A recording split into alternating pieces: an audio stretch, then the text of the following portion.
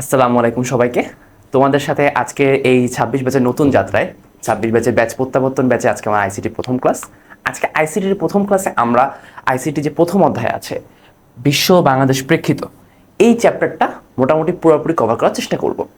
এই চ্যাপ্টারটা কভার করার ক্ষেত্রে আমাদের ওয়েটা হবে, আমরা সব কটা টপিক পড়ার চেষ্টা করব। প্রতিটা টপিকের ক্ষেত্রে সেই সব টপিক থেকে কী কোশ্চেন আসতে পারে আমি দিয়ে রেখেছি স্লাইডে, সেগুলো নিয়ে আলোচনা করব। এবং এরপরে গিয়ে আমরা কিছু ইম্পর্টেন্ট এমসিকিউ সলভ করব, অ্যান্ড লাস্টে গিয়ে কিছু সিকিউ সলভের মাধ্যমে তোমাদের এই প্রিপারেশনটা যাতে সহজভাবে তোমরা নিতে পারো, আরও ভালোভাবে যাতে তোমরা গাইডেড হও সেই চেষ্টা থাকবে। আজকের ক্লাসের লাস্টে আমি তোমাদের আইসিটির জন্য কীভাবে সিকিউ লিখতে হবে সেটা নিয়ে একটা ভালো মতো আলোচনা করব। তো যারা অ্যাকচুয়ালি সিকিউ নিয়ে বেশি টেনশন আছে তারা ক্লাসটা একটু মনোযোগ দিয়ে দেখে শেষ পর্যন্ত থেকো। এবং আজকে তোমাদের সাথে আসলে যেহেতু আমাদের ব্যাচ প্রত্যাবর্তনের আমার প্রথম ক্লাস, ব্যাচ প্রত্যাবর্তন কিন্তু অ্যাকচুয়ালি স্কুল অফ এক্সিলেন্সের পক্ষ থেকে তোমাদের জন্য একটা বেশ ম্যাসিভ গিফট। আমার সময় যদি যারা অ্যাকচুয়ালি স্ট্রাগলিং থাকে বা নিজের কনফিডেন্স বা নিজের প্রিপারেশন নিয়ে এখনও সেই লেভেলে কনফিডেন্স পাচ্ছ না, একটু নিজের ভিতরে ডাউট রয়ে যাচ্ছে, এরকম ক্ষেত্রে ব্যাচ প্রত্যাবর্তন হতে পারে তোমাদের জন্য একটা স্টেপিং স্টোন। ঠিক আছে, এটাকে ইউজ করে তুমি অনেক বড় কিছু হতে পারো, আবার এটাকে তুমি প্রপারলি ইউজ না করলে এটা আসলে একটা ইউজলেস জিনিসই থেকে থাকবে। সো আইসিটি নিয়ে তোমাদের যদি প্রিপারেশন নিয়ে এখন ডাউট থাকে, ইনশাল্লাহ আমার ক্লাসগুলো ফলো করবা। এর মাধ্যমে তোমাদের এর সাথে সাথে তোমার আসলে গাইড, তোমার টেস্ট পেপার, এই টেস্ট পেপারে তোমার প্রিভিয়াস ইয়ারের বোর্ডের সিকিউ এমসিকিউ এগুলো সলভ করার মাধ্যমে আসলে তুমি একটা পূর্ণাঙ্গ প্রিপারেশন পৌঁছাবা। কিন্তু অবভিয়াসলি আমার ক্লাস স্লাইডগুলো প্লাস আমার লেকচারগুলো তোমাদেরকে এই টপিকগুলো বুঝতে এবং সেই যাত্রায় তোমাদেরকে হেল্প করতে বেশ ভালো পরিমাণে হেল্প করবে। আরও ইনশাআল্লাহ তোমাদের জন্য আইসিটি থেকে আমার পরীক্ষা নেওয়ার একটা ইচ্ছা আছে, সেগুলো নিয়ে ইনশাআল্লাহ পরে ফেসবুক পোস্ট দিয়ে স্কুল অফ এক্সিলেন্সের গ্রুপে কথা হবে। চলো আজকে ক্লাস শুরু করা যাক। কিন্তু অবশ্যই তোমার ফ্রেন্ডদেরকে নিয়ে, তোমার আশেপাশের লোকজনকে নিয়ে খুব ভালো মতো ক্লাসগুলো করবা, কারণ আশেপাশের লোকজন যদি স্টেপ করে, ইনক্রিজ হয় তাদের লেভেল, তোমারও ইনক্রিজ অবশ্যই হবে, অ্যান্ড সবাই মিলে তোমরা একটা ভালো রেজাল্ট অ্যাচিভ করতে পারবা। চলো আজকের ক্লাসটা শুরু করা যাক। আজকের ক্লাসটা তথ্য ও যোগাযোগ প্রযুক্তি বিশ্ব বাংলাদেশ প্রেক্ষিত। এটা আইসিটির প্রথম অধ্যায়। এই অধ্যায়টা আসলে আমরা সবাই জানি যে একটু বেশি ডিসক্রিপটিভ, রাইট? যে এখানে কিভাবে অ্যাকচুয়ালি আমরা পড়বো, কিভাবে পড়লে এখানে এতগুলো জ্ঞানমূলক মনে রাখবো, এটা নিয়ে অনেকেই সমস্যায় পড়ে। এই সমস্যাগুলো আসলে সলভ করা যায়, একটু টেকনিক্যালি জ্ঞানমূলকগুলো পড়তে হয় বা একটু টেকনিক্যালি কনসেপ্টগুলো পড়তে হয়, ইম্পর্টেন্ট লাইনগুলো পড়তে হয়, যেগুলো অ্যাকচুয়ালি তুমি লিখলে তোমার পরীক্ষার খাতায় স্যার নাম্বার কাটতে পারবে না। আজকে সেগুলো নিয়ে কথা হবে, চলো শুরু করা যাক। প্রথম টপিকটাই আছে তথ্য ও উপাত্ত। তথ্য ও উপাত্ত আলাদা কি জিনিস, তাই না? আমরা তথ্য ও যোগাযোগ প্রযুক্তি পড়ি, আমরা কি আসলে বলতে পারবো তথ্য উপাত্ত আলাদা কি জিনিস? বলতে পারতে হবে। এখানে আমি খুব সুন্দরভাবে 3টা করে পার্থক্য দিয়ে দিচ্ছি যাতে তুমি 100% অ্যাকুরেটলি চিনতে পারবে যে কোনটা উপাত্ত কোনটা তথ্য। একটা উপাত্ত অগোছালো থাকে, প্রক্রিয়াকরণের পূর্বের অবস্থা। এটা ধরো তুমি 100 জন মানুষের চাকরির ডেটাটা নিছো, ঠিক আছে? 100 জন মানুষকে তুমি রাস্তায় রাস্তায় ধরছো অ্যান্ড বলছো যে আপনি কি চাকরি করেন বলেন আমাকে। এই যে তুমি একটা ডাটা নিছো, এটা তোমার উপাত্ত, এটা তেমন কি গোছানো নাই। এখন তুমি যখন এই তথ্যটাকে গুছাবা, তুমি গুছায় দেখবা যে এই যে আমি 100 জন ডাটা নিছি, এর ভিতর 40 জন চাকরিজীবী, 30 জন ব্যবসায়ী, বাকি 10 জন হয়তো বা তোমার চাকরিহীন বা বেকার অবস্থায় আছে। এখন তো তুমি যে এই যে সিদ্ধান্ত উপনীত সেগুলো তোমার তথ্য। তাহলে কি তথ্য সুবিন্যস্ত এবং প্রক্রিয়াকরণের পরের অবস্থা। এই তুমি এটা প্রক্রিয়াকরণের মধ্যে দিয়ে গিয়ে ওই সিদ্ধান্তগুলো নিতে পারতেছো, সেটাই তোমার একটা কি তথ্য প্রকাশ করতেছে। ওকে, আচ্ছা। সকল উপাত্তই তথ্য, সকল তথ্যই উপাত্ত, কিন্তু সকল উপাত্ত তথ্য নয়। আমি যেটা ভুল বলতেছিলাম একটু আগে, যে সকল তথ্যই উপাত্ত। আচ্ছা, সকল তথ্যই উপাত্ত, কারণ কি তথ্য উপাত্ত থেকে আসছে, কিন্তু সব উপাত্ত কিন্তু অ্যাকচুয়ালি তথ্য পর্যন্ত যায় না। অনেক উপাত্তই কিন্তু তোমার ওই উপাত্ত হিসেবে তুমি কাউন্ট করে তুমি ওখানে আর সেই কোনো প্রসেস রান করো নাই, তুমি অ্যাকচুয়ালি কোনো ধরনের হিসাব ক্যালকুলেশন করো নাই, সো সেগুলো উপাত্ত হিসেবেই রয়ে যাবে। তোমাদের এই যে এখানে একটা পার্থক্য আছে, এই পার্থক্যটা তোমার অনেক সময় খোঁজে দেয়, বলে যে তথ্য উপাত্তের পার্থক্যটা নির্ণয় করো। এই অধ্যায়েও দেয়, আবার ষষ্ঠ অধ্যায়েও দেয়। তো তোমাদের এই একটা অনুধাবনের ক্ষেত্রে বেশ ভালো একটা হেল্প হবে বলে আমি আশা রাখছি। এখন এর পরের স্লাইডটা যদি আসি, এর পরের স্লাইডটা তোমার আছে তথ্য যোগাযোগ প্রযুক্তি অ্যাকচুয়ালি কি, তাই না? তথ্য যোগাযোগ প্রযুক্তি কি? তথ্য যোগাযোগ প্রযুক্তি যে প্রযুক্তির মাধ্যমে তথ্য দ্রুত আহরণ, প্রয়োজন অনুযায়ী সংরক্ষণ, আধুনিকীকরণ, ব্যবস্থাপনা ও বিতরণ করা হয়। এই ওয়ার্ডগুলো কি? এই ওয়ার্ডগুলো লেখে তা তুমি যদি একটা সংজ্ঞা লেখো যেখানে তথ্য আহরণ, সংরক্ষণ, আধুনিকীকরণ, ব্যবস্থাপনা করা এবং বিতরণ, এই 4টা ওয়ার্ড বা 5টা ওয়ার্ড আছে, তাছাড়া তুমি এই 5টা ওয়ার্ড লেখার পর আসলে যেভাবেই লেখো মোটামুটি তুমি 100% শিওর নাম্বার পাবা। কিন্তু এই 5টা ওয়ার্ড বা এই 4টা ওয়ার্ড অ্যাটলিস্ট তোমাকে মেনশন করতে হবে, তাহলে না হলে তোমার টিচার আসলে ওই 100% হচ্ছে সংখ্যাটা অ্যাকুরেট পাচ্ছে না, বা তার কাছে মনে হচ্ছে যে কিছুটা খামতি থেকে যাচ্ছে। আরও কোথায় আসলে এগুলো ম্যাটার করবে যখন তুমি খ নাম্বার বা অনুধাবনে লিখবা। ধরো তোমার ক নাম্বারে তোমাকে বললো যে তথ্য পদ্ধতি কি, ওখানে তুমি যাই দেখো, তুমি যদি হয়তো খালি একটা ওয়ার্ড দিয়ে যদি বলো যে পদ্ধতির মাধ্যমে তথ্য হচ্ছে ব্যবহার করা হয় সেটা তথ্য পদ্ধতি, হয়তো বাস টিচার নাম্বার দিয়ে বাধ্য বা দিয়ে দিবে, কারণ একটাই মার্ক তো মাত্র, কি হবে কাটবে, হাফ তো দিতে পারবে না, বা হাফ দিলেও আলটিমেটলি ওই যে আমরা জানি কি দশমিকে রাখে না, একটু বাড়ায় দেয়, ওইরকম একটা কনসেপ্ট আছে। এখন তোমার এটা আসলো খ নাম্বারে, তোমাকে বললো যে তথ্য পদ্ধতি কি ব্যাখ্যা করো, বা তথ্য পদ্ধতির ব্যবহারগুলো কি কি ব্যাখ্যা করো, তখন কিন্তু তোমাকে একদম অ্যাকুরেটলি এই 5টা ওয়ার্ড লিখতেই হবে, না হলে কিন্তু তোমার 2 নাম্বার পাওয়া বেশ কঠিন হয়ে যাবে। ঠিক আছে? আচ্ছা, এটা আগে সবাই জানো এই সংজ্ঞাটা, যে তো যে পদ্ধতির মাধ্যমে তথ্য আরোহণ করা হয় বা সংরক্ষণ করা হয় সেগুলো সবকিছু মিলে অ্যাকচুয়ালি আমরা তথ্য পদ্ধতি হিসেবে চিনে থাকি, তাই তো? আচ্ছা, এখন আসি তথ্য পদ্ধতির এই প্রথম চ্যাপ্টারের প্রথম ইম্পর্টেন্ট টপিক, সেটা কি? সেটা হচ্ছে বিশ্বগ্রাম। বিশ্বগ্রাম কি? গ্লোবাল ভিলেজ, এখন খুবই পরিচিত একটা টার্ম, খালি বাংলাদেশে না, সব জায়গাতে এখন প্রচুর ইউজ হয় যে বাংলাদেশের পৃথিবীর মানুষজন এখন কি একটা গ্লোবাল ভিলেজে বাস করে। এর জন্যই ইরানে বা আমেরিকাতে যুদ্ধ হলে আমাদের বাংলাদেশেও সেটা প্রভাব আমাদেরকে পোহাতে হয়, তাই তো? সো গ্লোবাল ভিলেজ মানে কি? সারা বিশ্বের মানুষজন এমনভাবে কানেক্টেডভাবে জীবনযাপন মানে করে যে সবাই সবার হচ্ছে সামাজিক, সাংস্কৃতিক এবং হচ্ছে তাদেরকে অন্যান্য যে রিসোর্স আছে, তাদের তথ্য, তাদের হচ্ছে সম্পদ, এগুলোকে শেয়ার করে একটা মানে একটা গ্রামের মানুষ যেভাবে পরস্পর রিলেশনভাবে বেঁচে থাকে ঠিক সেভাবেই বেঁচে থাকে। ঠিক আছে? সো তো গ্লোবাল ভিলেজ এই কারণে এখন একটা খুবই ফেমাস টার্ম। অ্যান্ড গ্লোবাল ভিলেজের ক্ষেত্রে সংজ্ঞা আসতে পারে তোমার দিকে, গ্লোবাল ভিলেজ কি, এটা কতে আসতে পারে, খতে আসতে পারে। তো যখন আসবে তখন তুমি গ্লোবাল ভিলেজ হচ্ছে এমন একটি সামাজিক বা সাংস্কৃতিক ব্যবস্থা যেখানে ইন্টারনেট ও ইলেকট্রনিক মিডিয়া প্রযুক্তির মাধ্যমে পৃথিবীর সকল একটি সমাজে বসবাস করে এবং একে অপরকে তথ্য আদান প্রদানের মাধ্যমে তোমার সেবা প্রদান করে থাকে। এইটা তুমি যদি লেখো, তোমাকে বিশ্বগ্রামের এখানে নাম ডাকাটা বেশ কঠিন। ঠিক আছে? আচ্ছা, এখন একটা হিসাব প্রচুর আসে যে বিশ্বগ্রামের এই যে ধারণাটা, এটা প্রথম ব্যক্ত করছেন কে, বা এটা প্রবক্তাকে? এটা প্রবক্তা হচ্ছে তোমার মার্শাল ম্যাকলুহান। ওকে, আর একটা এমসিকিউ অনেক বেশি আসে, সেটা কি? মার্শাল ম্যাকলুহানের তোমার বইয়ের নামগুলো কি কি? মার্শাল ম্যাকলুহানের কয়েকটা বই আছে এই বিশ্বগ্রাম ধারণার উপর ব্যক্ত করে। এটা কি? একটা আছে the Gutenberg Galaxy, the Gutenberg Galaxy. এখন এমসিকিউ কিভাবে আসতে পারে? অনেক সময় বোর্ডে প্রশ্ন বেশ খারাপ হয়, সো তখন অ্যাকচুয়ালি তোমাকে বলতে পারে যে দ্য গুটেনবার্গ গ্যালাক্সি হচ্ছে কে লিখেছেন, অথবা তোমাকে বলতে পারে যে হচ্ছে মার্শাল ম্যাকলুহানের লেখা একটি নিচের বই, মার্শাল ম্যাকলুহানের লেখা বই নিচের কোনটি। সো এরকম টাইপের বাজেটিক আসতে পারে, কিন্তু ওইটা ছাড়া আসতে পারে যে বিশ্বকাপের ক্ষেত্রে ইম্পর্টেন্ট একটা বইয়ের নাম কোনটা, সেটা আসতে পারে তোমার গুটেনবার্গ গ্যালাক্সি। মানে প্রশ্নের ফেজিং আসলে তোমাকে মনে করতে বেশ হেল্প করে দেবে। ঠিক আছে? সো এই কারণে ওটা ভালো প্রশ্ন খারাপ প্রশ্ন বুঝে ফেলা যায়। যাই হোক, আরেকটা বই আছে, আরেকটা বইটা হচ্ছে মার্শাল ম্যাকলুহান আন্ডারস্ট্যান্ডিং মিডিয়া। ঠিক আছে?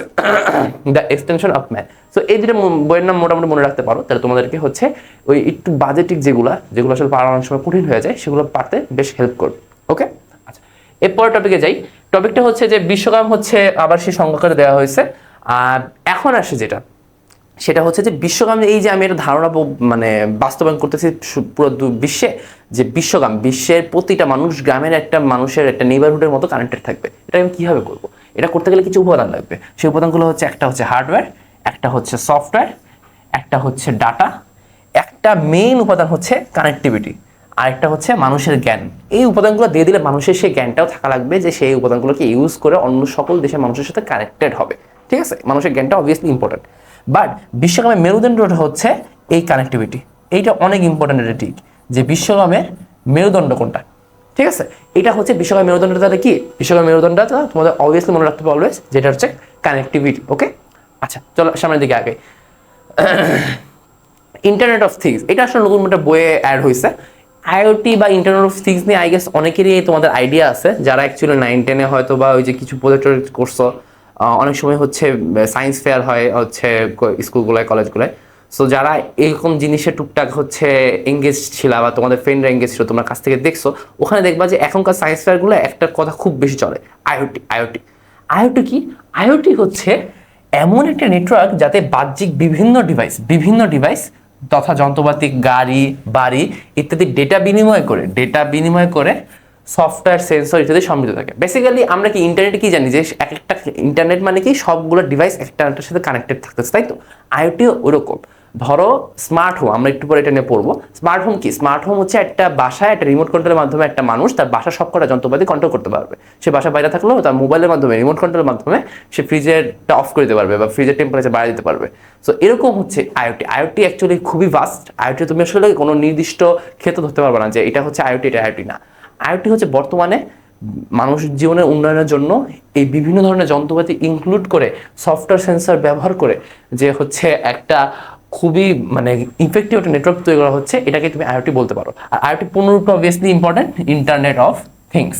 ওকে, এটা বইতে একদম মানে 26 বছর বইতে, এইচএসসি বইতে নতুন যোগ হয়েছে। ওকে, আচ্ছা এখন আসি যে বিশ্বগ্রামের সুবিধা সমূহ কি।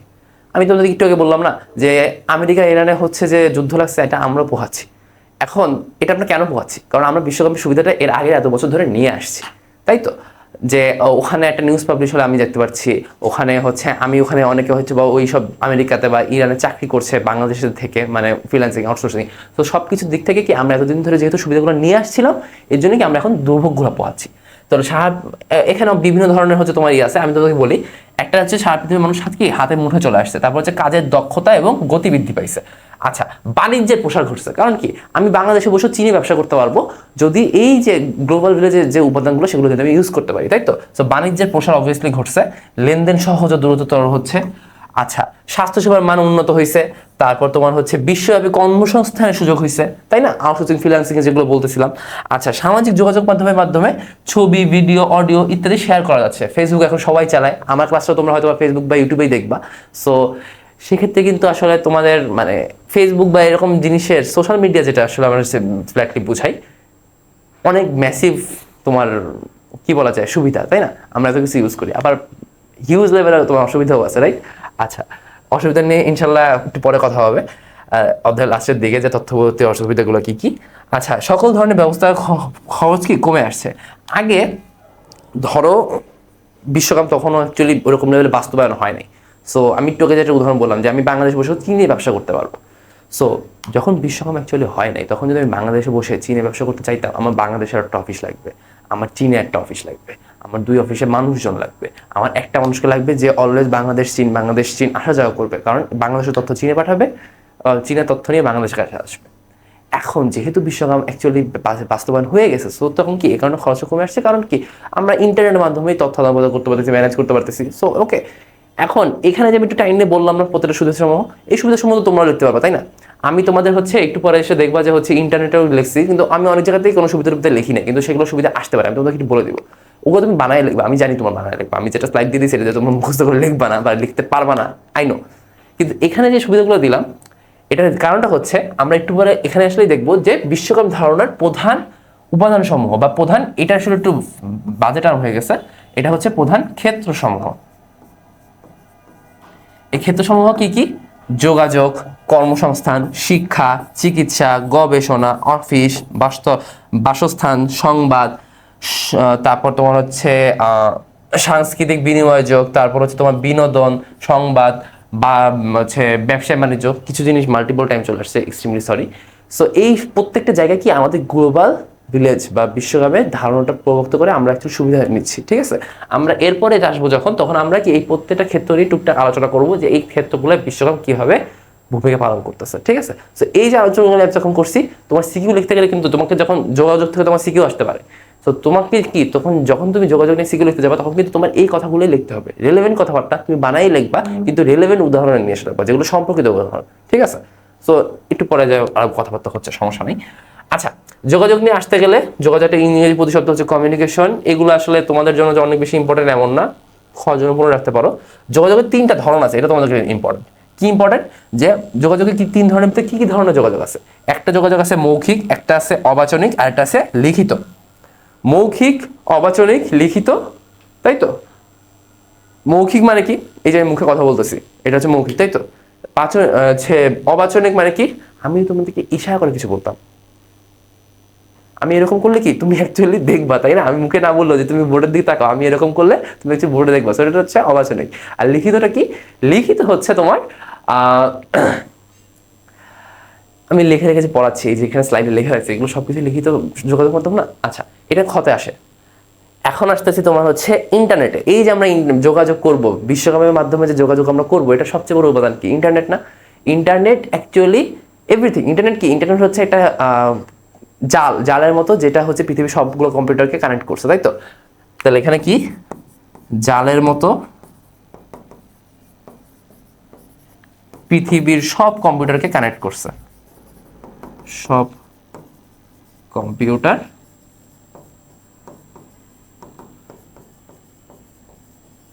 কানেক্টেড। আচ্ছা, জালের মতো পৃথিবীর সব কম্পিউটার কানেক্টেড। এখন ইন্টারনেট অ্যাকচুয়ালি স্টার্ট হয়েছিল কিভাবে? এখানে আরো কিছু জিনিস আছে যে ইন্টারনেটের সুবিধা, ইন্টারনেটের অসুবিধা। এটা আমি আসলে লিখে দেইনি, সো এটা তোমরা অ্যাকচুয়ালি নিজে লিখবা, তোমরা এটা লিখে প্র্যাকটিস করবা। আমি হচ্ছে ক্লাসে কিছু এক্সাম্পল দেওয়ার চেষ্টা করবো। এটা যেহেতু প্রথম অধ্যায়, আসলে প্রথম অধ্যায়ে ওরকম এক্সাম্পল নাই, আই নো যে প্রথম অধ্যায় তোমরা কি বলবো, হয়তো লাস্টে বলতে পারি যে কয়টা সিকিউ লেখা আমার কাছে দেখাই নিতে পারো। তোমরা হয়তো স্কুল অফ এক্সেলেন্সের যে গ্রুপে এই পোস্টটা হচ্ছে, সেখানে তোমার যদি স্কুল অফ এক্সেলেন্সের আরও একটা গ্রুপ আছে, পাবলিক গ্রুপ। সো ওই পাবলিক গ্রুপে যদি তুমি অ্যাকচুয়ালি পোস্ট করে দাও তোমাদের এই আনসারগুলো, আমি ইনশাল্লাহ দেখে নাম্বার করে দেবো যে অ্যাকচুয়ালি এই সিকিউটা লিখলে কত পাইতে পারো। কিন্তু তুমি হচ্ছে একদমই এই অধ্যায় থেকে আমি আর কি দিব, আর তো কোনো হচ্ছে এইচডাব্লিউ দেওয়ার মতো নাই। সো এইটাই তোমার একটা এইচডাব্লিউ থাকবে, যে এই সুবিধা অসুবিধাগুলো তুমি অ্যাকচুয়ালি নিজে নিজে লিখবা, তোমার লেখার অভ্যাসটারও বাড়াবা। ঠিক আছে?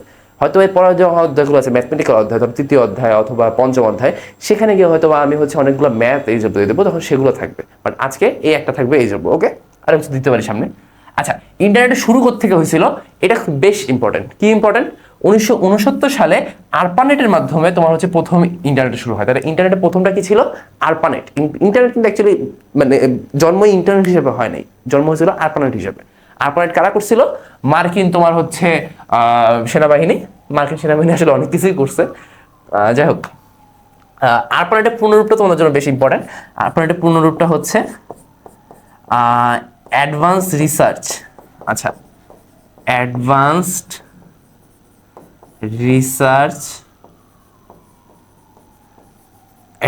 Research project network. মার্কিন সেনাবাহিনী বেসিক্যালি তাদের নিজস্ব কর্মকর্তা বা হচ্ছে নিজস্ব কর্মীদের সাথে হচ্ছে যুক্ত রাখার জন্য এরকম একটা করছিল। তারা বিভিন্ন ধরনের রিসার্চ করে এগুলো অ্যাকচুয়ালি পাবলিশ করে। সো ওই অ্যাডভান্স রিসার্চ প্রজেক্ট নেটওয়ার্ক, এখানে সব রিসার্চার অ্যাকচুয়ালি সাথে কানেক্টেড থাকবে। সো সেই হিসাবে তোমার প্রথম আরপানেট স্টার্ট হয়েছিল। তারপর আসলে যখন পাবলিক ইউজে আসছে, তখন পাবলিক আরও বেশি যখন ম্যাসিভ ইউজ করছে, তখন তারও পটেনশিয়াল বুঝছে। সো এটার সাথে এই কারণে মেইন স্ট্রিম হয়েছে। আচ্ছা, এখন আসি ইমেল। ইমেল কি? ইন্টারনেটের মাধ্যমে যোগাযোগের আরও একটা ম্যাসিভ জিনিস, তাই না? সকল ধরনের অফিসিয়াল যোগাযোগ এখনও ইমেলের মাধ্যমে হয়, এবং আজীবনই ধরতে গেলে ইমেলের মাধ্যমেই হবে। আচ্ছা, ইমেলের পুনরূপটা কি? ইলেকট্রনিক মেল, তাই না? আচ্ছা, সো মোটামুটি এইটুকুই, এই পুনরূপটা দেখানোর জন্য এটা রাখছি। আর এর সাথে সাথে ইমেলের হচ্ছে কিছু ব্যবহার তুমি বলে দিতে পারো, যে অফিস টু অফিসে তোমার হচ্ছে সকল ধরনের অফিসিয়াল যোগাযোগের ক্ষেত্রে হয়, তাই ইমেলের মাধ্যমে হচ্ছে পিসে এক প্রান্ত থেকে আরেক প্রান্তে তোমার হচ্ছে খবর পাঠানো যায়, তথ্য পাঠানো যায়, তাই না? এসব কিছু তুমি হচ্ছে ইনক্লুড করতে পারো ইমেল নিয়ে কোনো প্রশ্ন আসলে। আচ্ছা, এইবার আসি যে এই যে যোগাযোগের ভিতরে আরেকটা কি আছে? টেলিকনফারেন্সিং, ফোনে কথা বলা। ফোনে একাধিক জনের সাথে কথা বলা অথবা একজনের সাথে কথা বলা। এই পুরোটাই কি? যে বিভিন্ন ভৌগোলিক দূরত্বে কিছু ব্যক্তি অবস্থান করে টেলি যোগাযোগ সিস্টেমের মাধ্যমে সংযুক্ত থেকে কোনো সভা অথবা সেমিনার অনুষ্ঠানের প্রক্রিয়াকে বলা হয় টেলিকনফারেন্সিং। মোবাইলের মাধ্যমে এই কনফারেন্সিংটা করা হয়, ওকে? টেলিকনফারেন্সিং মানে ফোনে কথা বলা, আর কিছুই না। তো আমরা এখন গ্রুপ কল করি না, ওটা তুমি কনফারেন্স বলতে পারো। কনফারেন্স মানে আমরা বুঝি যে একজনের সাথে না, তাই না? আবার একজনের সাথেও হতে পারে। আমি তোমাকে কল দিলাম, তোমার সঙ্গে কথা বলেছি, এটাকেও তুমি চাইলে টেলিকনফারেন্সিং বলতে পারো, কোনো সমস্যা নাই। কিন্তু আমি যদি তোমাদের 10 জনকে কল দিয়ে আমি একটা ফোনে কথা বলি, তো তখন তোমার সেটাকে টেলিকনফারেন্সিং 100% বলবো, তাই না? সো ওইটাই। আচ্ছা, এখন আসি কি? একই জিনিস, জাস্ট ভিডিও কল যদি আমরা করি, তাই তো? দুই বা ততোধিক ভৌগোলিক অবস্থানে অডিও এবং ভিডিওর যুগপৎ উভমুখী স্থানান্তর করার প্রক্রিয়াকে ভিডিও কনফারেন্সিং বলে। ভিডিও কনফারেন্সিং তোমার হচ্ছে অনুধাবনায় বা হচ্ছে কথায় আসতে পারে। আচ্ছা, এখন আসি কর্মসংস্থান। কর্মসংস্থানের ক্ষেত্রে আগে বলে দিই কিছু কিছু কিওয়ার্ড আছে। কিওয়ার্ডটা হচ্ছে ফ্রিল্যান্সার, আউটসোর্সিং। এই তিনটা কিওয়ার্ড, তোমাকে এই তিনটা পার্থক্য বুঝতে হবে। ফ্রিল্যান্সিং কি? ফ্রিল্যান্সিং হচ্ছে ধরো আমি একটা কাজ করছি, লেটস সে আমি তোমাদের ক্লাস নিচ্ছি, কিন্তু আমি ক্লাসটা কোন প্রতিষ্ঠানের আন্ডারে থেকে একদম রিজিডভাবে নিচ্ছি না। ধরো এরকম করে নিচ্ছি যে আমি হয়তো একটা প্রতিষ্ঠানে গিয়ে আমি কখনো ক্লাস নিতেও পারি, নাও নিতে পারি। ঠিক আছে, যদি এরকম কারো অধীনে না থেকে স্বাধীনভাবে কাজ করা হয় সেটাকেই ফ্রিল্যান্সিং বলা যায়। ফ্রিল্যান্সিং তোমার ইন্টারনেট ব্যবহার করে যে হতেই হবে এমন না, ইন্টারনেট ব্যবহার করে হতেও পারে, নাও হতে পারে। আমি যদি হচ্ছে ধরো রিক্সা চালাই, আমার নিজের হচ্ছে রিক্সা আছে, সো আমি কি কারো অধীনে না থেকে নিজে নিজে রিক্সা চালাচ্ছি, সেটাকে কিন্তু তুমি ফ্রিল্যান্সিং বলতে পারবা, কোনো সমস্যা নেই। ওকে, আচ্ছা, যে ফ্রিল্যান্সিং করে তাকে হচ্ছে ফ্রিল্যান্সার বলে। আউটসোর্সিং, আউটসোর্সিং ইন্টারনেটের মাধ্যমেই হবে 100%। আউটসোর্সিং এর তুমি বলতে পারবা না যে কারো অন্যের অধীনে না থাকে স্বাধীনভাবে কাজ করাকে আউটসোর্সিং বলে, এটা তুমি বলতে পারবে না। আউটসোর্সিং হচ্ছে অনলাইনে, তার মানে কি ইন্টারনেটে নিজের যোগ্যতা অনুযায়ী কাজ খুঁজে নেওয়া এবং তা সম্পন্ন করে হচ্ছে মালিকের কাছ থেকে পারিশ্রমিক বোঝানোর মাধ্যমকে মুক্ত পেশার মাধ্যমে যে মুক্ত পেশার সৃষ্টি হয় সেটাকে কি বলে, আউটসোর্সিং বলে। ওকে, আচ্ছা, সো আই গেস এই ফ্রিল্যান্সিং এবং আউটসোর্সিং পার্থক্য তোমরা বুঝছো। এই পার্থক্যটা তোমার খতে প্রচুর আসে, সো তোমরা অ্যাকচুয়ালি একটু ভালো মতো বুঝে একটু লেখার প্র্যাকটিস করতে পারো। ওকে, আচ্ছা, এখন আসি টেলিমেডিসিন। টেলিমেডিসিন আসলে তোমরা অনেকদিন ধরে পড়তেছো না। টেলিমেডিসিন অ্যাকচুয়ালি কি? টেলিমেডিসিন হচ্ছে কোনো ভৌগোলিক ভিন্ন দূরত্বে অবস্থানরত রোগীকে বিশেষজ্ঞ চিকিৎসক, রোগ নির্ণয় কেন্দ্র, বিশেষায়িত নেটওয়ার্ক ইত্যাদির সমন্বয়ে স্বাস্থ্যসেবা দেওয়াকে টেলিমেডিসিন বলা হয়। টেলিমেডিসিন হচ্ছে বেসিক্যালি তোমার কাছ থেকে কেউ হচ্ছে একটা ডাক্তার, তুমি এখন ধরো একটা প্রত্যন্ত গ্রামে থাকো, রাঙামাটির কোনো একটা প্রত্যন্ত গ্রামে থাকো, তোমার হচ্ছে ইমিডিয়েটলি কেউ অসুস্থ হয়েছে, এখন তুমি তাকে নিয়ে হাসপাতালে একদম ডিরেক্টলি যেতে পারছো না। আমরা জানি যে এরকম জায়গায় আসলে বাস্তবিক উন্নয়ন বেশ কমই হয়েছে। আচ্ছা, তো তখন তুমি কি করবা? তখন তুমি কাউকে কল দিবা, তাই তো? তখন তুমি যে হাসপাতালে বা স্থানীয় স্বাস্থ্য কর্মসূচিতে কল দিয়ে যে সেবাটা নিচ্ছ সেটাই হচ্ছে তোমার টেলিমেডিসিন সেবা। তুমি হয়তো কল নিয়ে বলতেছো তোমার কি সমস্যা, উনি তোমাকে বলতেছে যে হ্যাঁ তাহলে হচ্ছে এই ওষুধ দাও, অথবা হচ্ছে তাকে হচ্ছে এভাবে ঝাঁকাও। এই পুরোটাই মানে যে তোমাকে যে সেটা স্বাস্থ্যসেবা অফার করতেছে, তুমি ভৌগোলিক দূরত্বে আসো অ্যান্ড এটাকে ফোনের মাধ্যমে দিচ্ছে, সেটা হচ্ছে কি টেলিমেডিসিন সেবা। ওকে, আচ্ছা, এখন আসি ইলেকট্রনিক হেলথ রেকর্ড। এটা হচ্ছে তোমাদের এই 2026 ব্যাচের জন্য যে বোর্ড বইটা পাবলিশ হয়েছে, সো ওখানে নতুন অ্যাড করছে। সো এটা কি ইলেকট্রনিক হেলথ কার্ড হচ্ছে, আচ্ছা একটু একটু কনটেক্সট দিই। তোমরা কেউ আসলে আমেরিকান হচ্ছে যে ওয়েব সিরিজ আছে, আমেরিকান নাই অ্যাকচুয়ালি, হলিউডের, anything can be British, can be America, anything. So তোমরা যদি ওই সিরিজগুলো দেখো বা তোমাদের কেউ যদি ওখানকার থেকে থাকে, সো তোমরা জানবা যে ওখানে হচ্ছে হেলথ ইন্স্যুরেন্স করতে হয়। ঠিক আছে, সো ওরা যে হেলথ ইন্স্যুরেন্স করে ওদের প্রত্যেকের জন্য 100% হেলথ ইন্স্যুরেন্স থাকতেই হয়, না তাছাড়া হয় না। তুমি একটা হাসপাতালে যাবা কিন্তু তোমার হেলথ ইন্স্যুরেন্স নাই, তোমাকে হচ্ছে কোনো সেবা দিবে না। তো ওদের এই হেলথ ইন্স্যুরেন্স কার্ড অথবা ওদের একটা কার্ড থাকে, সেই কার্ডের ভিতরে ওদের হেলথ ইন্স্যুরেন্সের ডাটা থাকে।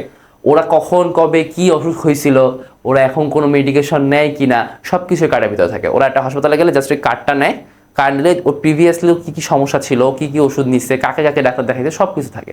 সো এইরকম একটা ধারণা হচ্ছে ইলেকট্রনিক হেলথ রেকর্ড। ঠিক আছে, ইলেকট্রনিক হেলথ রেকর্ড বা ইলেকট্রনিক হেলথ কার্ড বাস্তবায়নায় তোমার ডেটাবেজে রোগী একটা ডেটাবেজে রোগীর সকল ধরনের তথ্য সংরক্ষিত থাকে এবং রোগী তার এই যে ইলেকট্রনিক হেলথ কার্ড ব্যবহার করে যে কোনো স্থান হতে রোগ সম্পর্কিত সকল তথ্য, রিপোর্ট, প্রেসক্রিপশন, প্রিভিয়াস ইয়ারের সব রিপোর্ট, প্রেসক্রিপশন সব কিছু কি 100% অ্যাভেলেবল থাকে। ঠিক আছে, সো এই ধারণাটা বাংলাদেশে এখনও ওই লেভেলে প্রচলিত হয় নাই, কারণ একটু কঠিন, বাংলাদেশে সবাই এখনও প্রযুক্তির সাথে ওইভাবে যুক্ত না। আর এরকম একটা পদ্ধতি যদি পুশ করা হয় তাহলে কিছু কিছু মানুষের জন্য আসলে চিকিৎসার বিষয়টা বেশ কঠিন হয়ে যাবে। ঠিক আছে, সো এই যে চিকিৎসার বিষয়টা বেশ কঠিন হয়ে গেল, এটা আসলে বাংলাদেশের মতো একটা থার্ড ওয়ার্ল্ড কান্ট্রির জন্য খুব একটা অ্যাপ্লিকেবল না, উচিত না। আমাদের দেশে কিন্তু চিকিৎসা মার্কিন যুক্তরাষ্ট্র থেকে বেশ ইজিয়ার, অনেক ক্ষেত্রে অনেক চিপও, অনেক চিপ বলতে কি অনেক চিপ। সো এরকম একটা ইন্ট্রোডিউস করলে যখন একদম 100% ইমপ্লিমেন্টেশন হবে তখন অবভিয়াসলি চিকিৎসা কস্ট বেড়ে যেতে পারে। আচ্ছা, কিছু কিছু সফটওয়্যার আছে যেগুলো অ্যাকচুয়ালি এই ইলেকট্রনিক হেলথ কেয়ারের জন্য ইউজ হয়, সেটা হচ্ছে therapy notes, epic care. So এটা যেহেতু একটা নতুন টপিক, এখান থেকে যে আগে অনেক বোর্ডের কোয়েশ্চেন আসছে এরকম না, কিন্তু এইটা এইটার যে আসলে ডাটা স্ট্রাকচার বা এটা আসলে যে মানে কন্টেন্টের যে ধরন, এটা থেকে মোটামুটি শিওর যে এটা থেকে তোমাদের একটা ক্ষতে প্রশ্ন আসতেই পারে। ঠিক আছে, সো একটু ভালো মতো দেখে রাখো। আচ্ছা, টেলিমেডিসিনের পাশাপাশি টেলিমেডিসিন থেকে তো আগে অনেক কোয়েশ্চেন আসছে, সো এবার এখান থেকে আসতে পারে। এখন আসি শিক্ষা। আমরা যে যোগাযোগ নিয়ে আমরা যে হচ্ছে ওই বিশ্বকাপ নিয়ে এত কথাবার্তা বললাম, ওখানে দেখবা যে শিক্ষা নিয়ে অনেক কথাবার্তা ছিল, তাই তো? এই যে আমি তোমাদেরকে পড়াচ্ছি অনলাইনের মাধ্যমে, এটা কি? এটাই তোমার হচ্ছে ইন্টারনেট পদ্ধতি ব্যবহার করে শেখার ব্যবস্থাকে তোমার মানে শেখার কার্যক্রমকে পরিচালনা করতেছে, তাই তো? সো এটা কি তোমার কি বলা যায়? ই লার্নিং বলা যায়। ই লার্নিং তোমরা আগে দেখছো। ই লার্নিং অ্যাকচুয়ালি কি তোমার যে ইন্টারনেটের মাধ্যমে তোমার কভার করা হয়, তোমার পাঠ্য বিষয়বস্তু কভার করা হয়, পাঠদান পদ্ধতি তোমার চালানো হয়, তারপর হচ্ছে মূল্যায়ন ও উপদেশ প্রদান করা যায়। এই যে তোমাদেরকে মাঝে মাঝে উপদেশ প্রদান দিচ্ছি বা বলতেছি যে তোমরা অ্যাকচুয়ালি খাতায় লিখে গ্রুপে জমা দিবা, সো ওইটা কি হবে তোমার হচ্ছে মূল্যায়ন আমি করবো, ঠিক আছে? আচ্ছা, শিক্ষকদের পেশাদারি দক্ষতা বৃদ্ধি করা যায় এবং শিক্ষা ব্যবস্থাপনাকে করা যায়, তাই তো? সো এই পুরোটাই হচ্ছে তোমার একটা ই লার্নিং প্রসেস বলা যায় বা ইন্টারনেটের মাধ্যমে লার্নিং। ওকে, সেখানে কি বিশ্বগামের ধারণাটাই কিন্তু মেইন ছিল। ওকে, আচ্ছা, এখন আসি স্মার্ট হোম। তোমাদেরকে আমি স্মার্ট হোম বলছিলাম না? স্মার্ট হোমটা কি? স্মার্ট হোম হচ্ছে একটা, ধরো এই স্টুডিওতে ক্যামেরা আছে, পিসি আছে, আর বিভিন্ন লাইট আছে। সো এইগুলো কিন্তু যদি আমি হচ্ছে একটা স্মার্ট হোম টেকনোলজি আওতায় নিয়ে আসি, তাহলে আমি আমার মোবাইল দিয়ে আমি ক্যামেরা অফ করতে পারবো, হয়তো বা এসি অফ করতে পারবো, টিভি অফ করতে পারবো, কম্পিউটার অফ করে ফেলতে পারবো।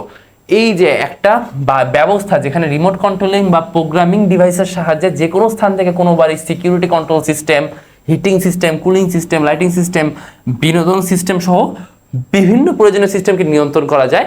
ইহা একটা কি automation system, home automation system, ঠিক আছে? আমি দূরে আছি কিন্তু আমি সবকিছু কন্ট্রোল করতে পারতেছি, আমার বাসায় যে আরেকজনকে থাকা লাগতেছে এরকম না। সো এটা কি তোমার একটা স্মার্ট হোম টেকনোলজি বলা যায়, ঠিক আছে? স্মার্ট হোম থেকে আমরা দেখবো যে অফিস অটোমেশন সিস্টেমও আছে। অফিস অটোমেশনে কি করা হয়? স্মার্ট হোমে যা যা আছে সেগুলো অফিসে অবভিয়াসলি থাকে, কারণ কি একটা কম্পিউটারকে যাতে দূর থেকে অফ করা যায় এরকম জিনিসপাতি থাকবে অফিসে। তো অফিসে আরও একটা ইম্পর্টেন্ট জিনিস থাকে, কি থাকে? যে অফিসে যে সার্বিক কার্যক্রম আছে, যেমন অফিসের প্রয়োজনীয় ডকুমেন্ট তৈরি, ডকুমেন্ট নথিভুক্তকরণ, সংরক্ষণ, চিঠিপত্র আদান প্রদান, তারপর অভ্যন্তরীণ বহির্যোগাযোগ সংক্রান্ত ইত্যাদি কাজ, এগুলো সব কিছু যদি ইন্টারনেটের মাধ্যমে করা হয়, ওই আগে স্মার্ট হোমে যে কাজগুলো করা হয়তো সবগুলো পাশাপাশি, তখন সেটাকে তোমার অফিস অটোমেশন বলা হয়, ঠিক আছে? বাংলাদেশের সরকারি অফিস সিস্টেম আসলে কতটুকু এখন অটোমেশন হয়েছে সেটা একটু ডাউট, মানে ডিবেটেবল। বাট বাংলাদেশের ম্যাক্সিমাম প্রাইভেট ইনস্টিটিউটে তোমার আসলে মারাত্মক লেভেল অটোমেশন হয়েছে। এখানে কিন্তু আসলে ওই যে মানে একজন দপ্তরি থাকবে, সে হচ্ছে প্রত্যেক দপ্তর থেকে কাগজ এক জায়গা থেকে আরেক জায়গায় নিয়ে যাবে, এরকম জিনিসপাতি এখন পুরোই অবসলেট। এখন কি সবকিছু ইন্টারনেটের মাধ্যমে করা হয়, একজন একজনকে মেইল করে দেয়, একটা ডাটা ফাইল শেয়ার করে ফেলে। তো এগুলো অফিস অটোমেশনের উদাহরণ, তাই তো? আচ্ছা, লাস্ট প্রায় শেষের দিকে বিশ্বকামের প্রয়োগে এখানে হচ্ছে তোমার ই কমার্স হচ্ছে একটা আধুনিক ব্যবসা পদ্ধতি। বর্তমানে বিশ্বের প্রায় সকল বিশ্বের মাধ্যমে ইন্টারনেটের বিস্তৃত ইন্টারনেটের মাধ্যমে তোমার ব্যক্তি কিংবা প্রতিষ্ঠানের পণ্য সেবা কেনা বা বেচা যায়, তাই তো? এইটাকে তোমার হচ্ছে ই কমার্স বলে। অ্যান্ড এখানে আরেকটা জিনিস আমি অ্যাড করে দিচ্ছি নতুন, যে তোমাদের ফান্ড ট্রান্সফারের জন্য ব্যবহৃত হয় ইএফটি অথবা ইলেকট্রনিক ফান্ড ট্রান্সফার সিস্টেম, ঠিক আছে?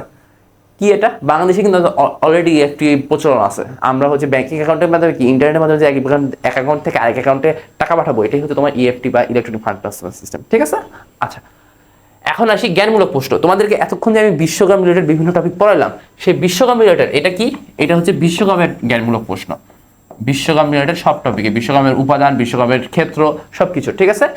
বেশ কিছু জ্ঞানমূলক প্রশ্ন আছে। তোমার হচ্ছে বিশ্বকাম কি, টেলিকনফারেন্সিং কি, ভিডিও কনফারেন্সিং কি, ফ্রিল্যান্সিং কি, স্মার্ট হোম কি, ই কমার্স কি, তোমরা একটু দেখে নিবা।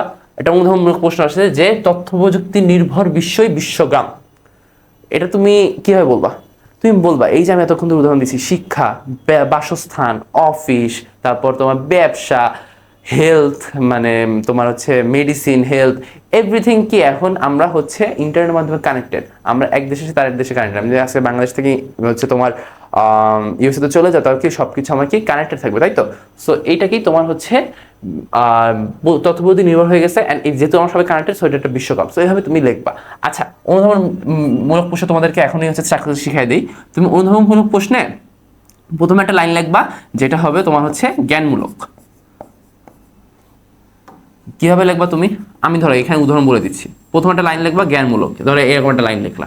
তুমি কি বলবা সেখানে? হয়তো বা এই প্রশ্নটার জন্য তথ্যপ্রযুক্তি নির্ভর বিশ্বই বিশ্বকাম কেন? তুমি বলবা যে হচ্ছে তথ্যপ্রযুক্তি নির্ভর বিশ্বই বিশ্বকাম কারণ হচ্ছে এখানে হচ্ছে শিক্ষা, বাসস্থান, অফিস, ব্যবসা সকল দিক থেকে কি হচ্ছে মানুষ তথ্যপ্রযুক্তি নির্ভর হয়ে একে অন্যের সাথে যুক্ত থাকে। সো এই কারণে হচ্ছে এটাকে তথ্যপ্রযুক্তি নির্ভর বিশ্বকাম হচ্ছে বলা হচ্ছে, তাই তো? আচ্ছা, এখন তুমি এটাকে একটা লাইনে লিখলা। কয়টা লাইন? একটা লাইন।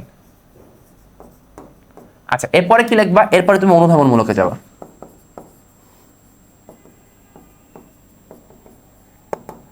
অনুধাবনমূলকে গিয়ে তুমি হচ্ছে মাল্টিপল লাইন লিখবা, অ্যাটলিস্ট 2টা লাইন লিখবা, মাঝখানে ফাঁকা থাকবে, ওই যে 2টাকে আলাদা আলাদা প্যারা হবে। সো অনুধাবনমূলকে যে তুমি প্রথম যে লাইনটাকে লিখছো এখানে কিছু ব্যাখ্যা করবা, তোমার হচ্ছে ওই লাইনটাকে তখন একটু কথাবার্তা বড় করতে পারো, কিন্তু এরকম একটা স্ট্রাকচার দেওয়ার চেষ্টা করবা, তাহলে কি টিচারদের জন্য মার্ক করাটা বেশি ইজিয়ার। তুমি জানো কি জানি না, বোর্ডের টিচারদের জন্য কিন্তু আসলে মানে মার্কিংটা খুবই নির্দিষ্ট থাকে, যে প্রথম প্যারার জন্য 1 মার্ক, নিচের প্যারার জন্য আরেক মার্ক, তো দুইটা মিলে কি 2 মার্ক। তো অনেক টিচার এরকম করতেই পারে, যখন কেউ একদম কোনো প্যারা করে নাই সে পুরাটা দেখে আচ্ছা ঠিক আছে এটাকে 1 মার্ক দিলাম, 2 প্যারা লেখে নেই। সো বুঝতে পারছো? সো এরকম একটা প্যারা সিস্টেমে যাওয়াটা তোমার জন্য বেশ হেল্পফুল হইতে পারে। ওকে, আচ্ছা আচ্ছা, এখন আসি যে প্রয়োগ ও উচ্চতর দক্ষতামূলক কোশ্চেন, এগুলো কি? এগুলো হচ্ছে গ ঘ। তোমার হচ্ছে এই যে টপিকগুলো বললাম এখান থেকে কি ধরনের গ ঘ প্রশ্ন আসতে হবে সেগুলো আমি দিয়ে দিচ্ছি। যেমন ভিডিও কনফারেন্সে গিয়ে সুবিধাগুলো লেখো, তথ্য পদ্ধতির ফলে ঘরে বসে আয় করা সম্ভব এটা ব্যাখ্যা করো, তারপর চিকিৎসা ক্ষেত্রে টেলিমেডিসিনের গুরুত্বগুলো আলোচনা করো। সবগুলোই তোমাদের সাথে আমার কথাবার্তা হয়েছে, তোমরা একটু লেখার চেষ্টা করবা। তোমাদের যদি আমি স্ট্রাকচারটা এখানে বলতে চাই, ধরো গয়ের ক্ষেত্রে কি করবা, গয়ের ক্ষেত্রে ক্ষয়ের মতোই প্রথমে একটা জ্ঞানমূলক লিখবা, যে তোমার কোশ্চেনটা করছে সেটার একটা এক কথায় আনসার দিবা একটা লাইনে, যে একটা লাইন পড়ে অ্যাকচুয়ালি টিচার বুঝতে পারবে তুমি অ্যাকচুয়ালি প্রশ্নের মেইন পয়েন্টটা ধরতে পারছো কিনা, ঠিক আছে? আচ্ছা, তারপরে তুমি হচ্ছে এই 2টা লাইন মানে 3 থেকে 4টা লাইন বা খাতা একটু অর্ধেক নিবা, সেখানে তুমি হচ্ছে আর একটু ব্যাখ্যা করবা, এই গাইডটা তোমার নাম হচ্ছে এই পার্টটার অনুধাবনমূলক, ঠিক আছে? আচ্ছা, তারপর আরেকটা গ্যাপ দিয়ে লাস্টে আরেকটা গ্যাপ মানে লাস্টে আরেকটা প্যারা দিবা, সেই প্যারায় হচ্ছে তুমি যেটা লিখবা সেটাও তোমার হবে প্রয়োগমূলক। আমি তোমাদেরকে বলে দিই তোমরা অ্যাকচুয়ালি কী কী লিখবা। ধরো একটা উদাহরণ যদি নিয়ে আসি, ভিডিও কনফারেন্সিং এর ধরো এই যে এখানে আসি, তথ্য প্রযুক্তির ফলে ঘরে বসে আয় করা সম্ভব। তুমি প্রথমে লিখবা যে হ্যাঁ তথ্য প্রযুক্তির ফলে প্রযুক্তি দিয়ে ঘরে বসে আয় করা সম্ভব, কারণ ফ্রিল্যান্সিং আউটসোর্সিং এর মাধ্যমে বাইরে অনেক দেশের সাথে কাজ করা যায়। এটা তোমার প্রথম লাইনে শেষ। তারপর তুমি এখানে একটু ব্যাখ্যা করবা যে কীভাবে ওই কাজ করা যায়, তারপর কেন আয় করা সম্ভব। লাস্টে তুমি আবার বলবা যে হচ্ছে আয় করা সম্ভব, এটা আয় করা দিয়ে বাংলাদেশে অনেকে টাকা পয়সা অর্জন করছে, অনেকে অনেক দক্ষতা অর্জন করে হচ্ছে দেশকে হচ্ছে বৈদেশিক মুদ্রা এনে দিচ্ছে। সো এরকম কথাবার্তা লিখে তুমি এটুকু শেষ করবে, ঠিক আছে? আচ্ছা, যদি এটা 4 নম্বরে হইতো তাহলে তুমি এখানে কি এখানে একটা কথাবার্তা লিখতা, একটু কথাবার্তা লিখতা, তারপর লাস্টে যায় কি আর একটা এন্ডিং দিয়ে দিতা। এন্ডিংটা হয়তো আরো 1 লাইন বা 2 লাইনের হইতো, তো সেটা তোমার হয়তো কি উচ্চতর দক্ষতামূলক।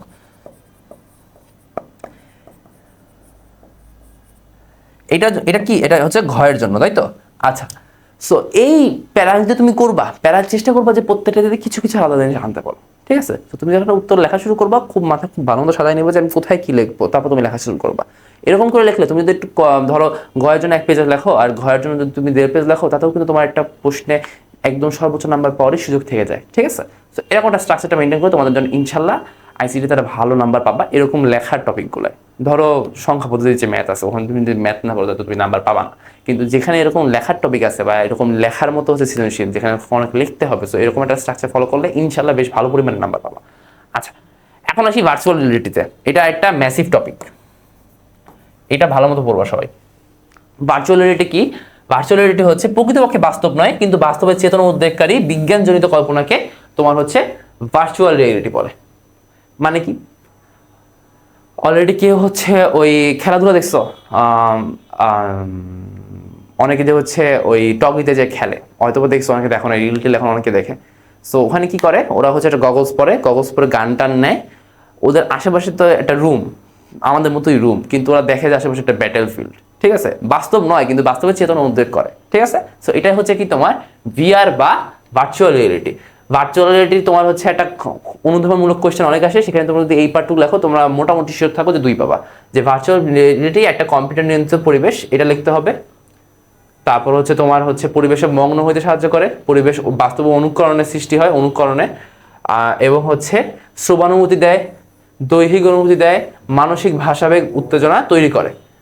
আচ্ছা, আর ভার্চুয়াল রিয়েলিটি একটা সিমুলেশন তত্ত্বের উপর ভিত্তি করে তৈরি। এটা তোমার এমসিকিউতে আসে, আবার তুমি যে কোনো ভার্চুয়াল রিয়েলিটি হচ্ছে সিকিউতে তুমি যদি এই লাইনটা না লেখো তাহলে তোমার হচ্ছে নাম্বারটা কেটে নেবে, ঠিক আছে?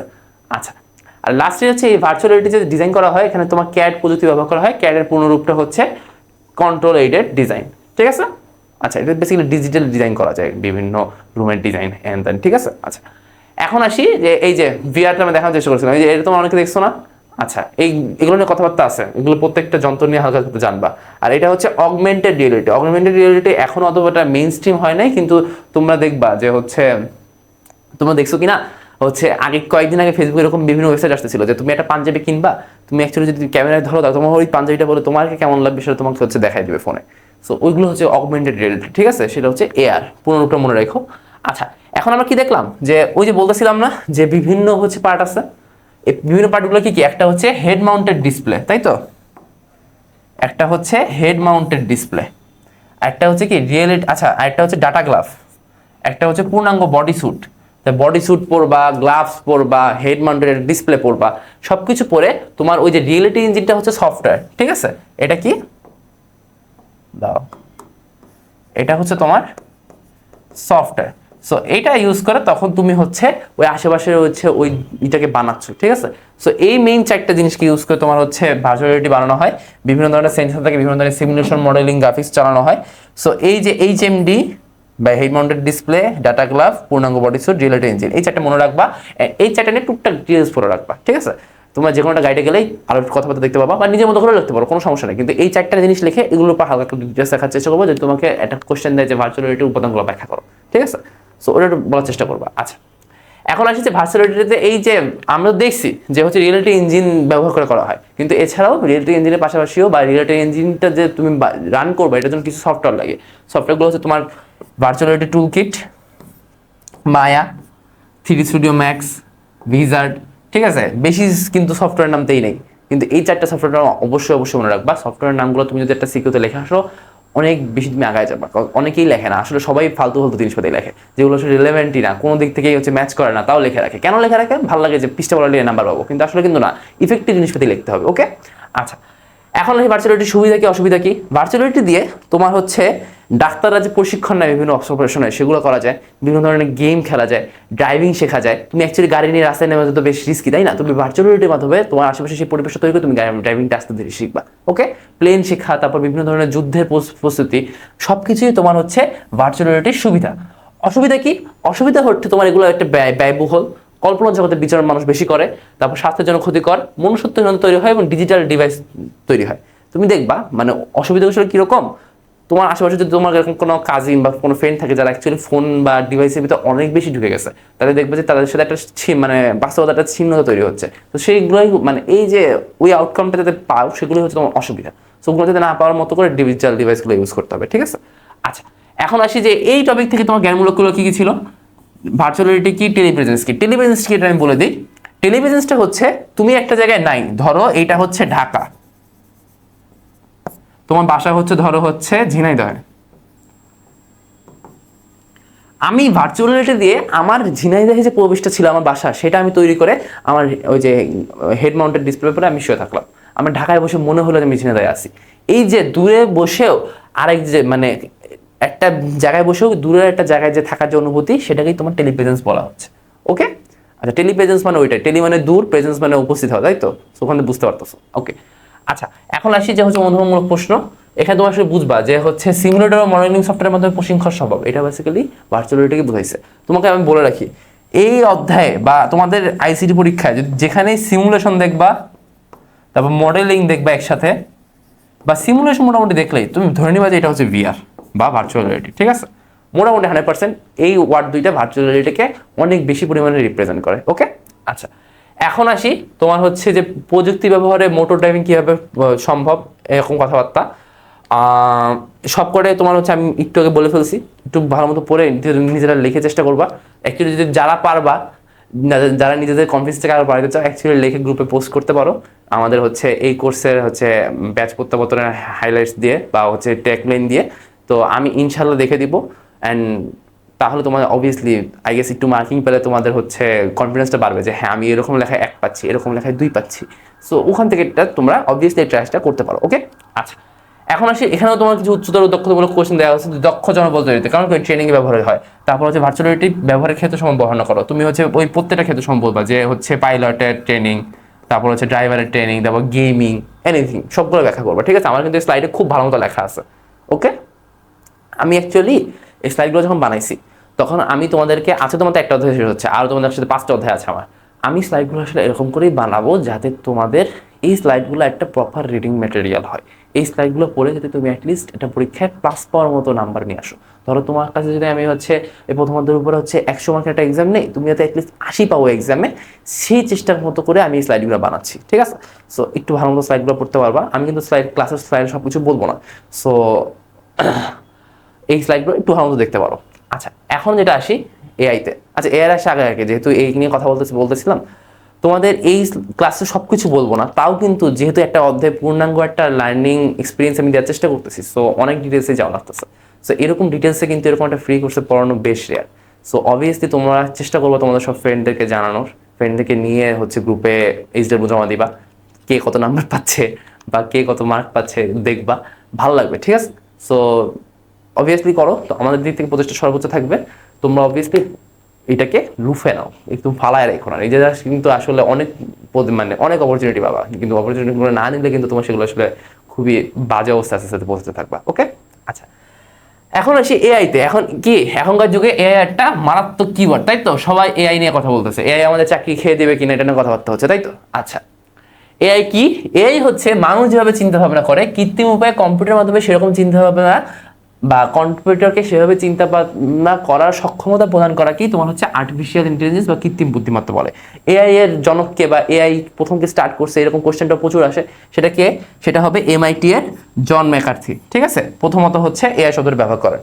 আবার হচ্ছে তোমার দ্বিতীয় বিশ্বযুদ্ধের সময় তোমার হচ্ছে অ্যালান টুরিং এআই মানে কোনো যন্ত্রে কৃত্রিম বুদ্ধিমত্তা আছে কিনা এটা করার জন্য টুরিং টেস্টটা হচ্ছে পরিকল্পনা করেন। অ্যালান টুরিং একটা মুভি আছে, তোমার পরীক্ষা শেষ হয়ে তোমরা দেখো, হচ্ছে জার্মান কোড ডিকোড করতেছে, আমি পুরো মুভিটার নাম ভুলে গেছি। ইউটিউবে অনেক রিলেটিভ আসে, তোমরা সার্চ দিয়ে দিতে পারো, পরীক্ষা শেষ করে দেখো, এরকম শিক্ষাজনক অনেক কিছু জানলে হচ্ছে ভালো ইন্সপিরেশন পাবা লাইফে।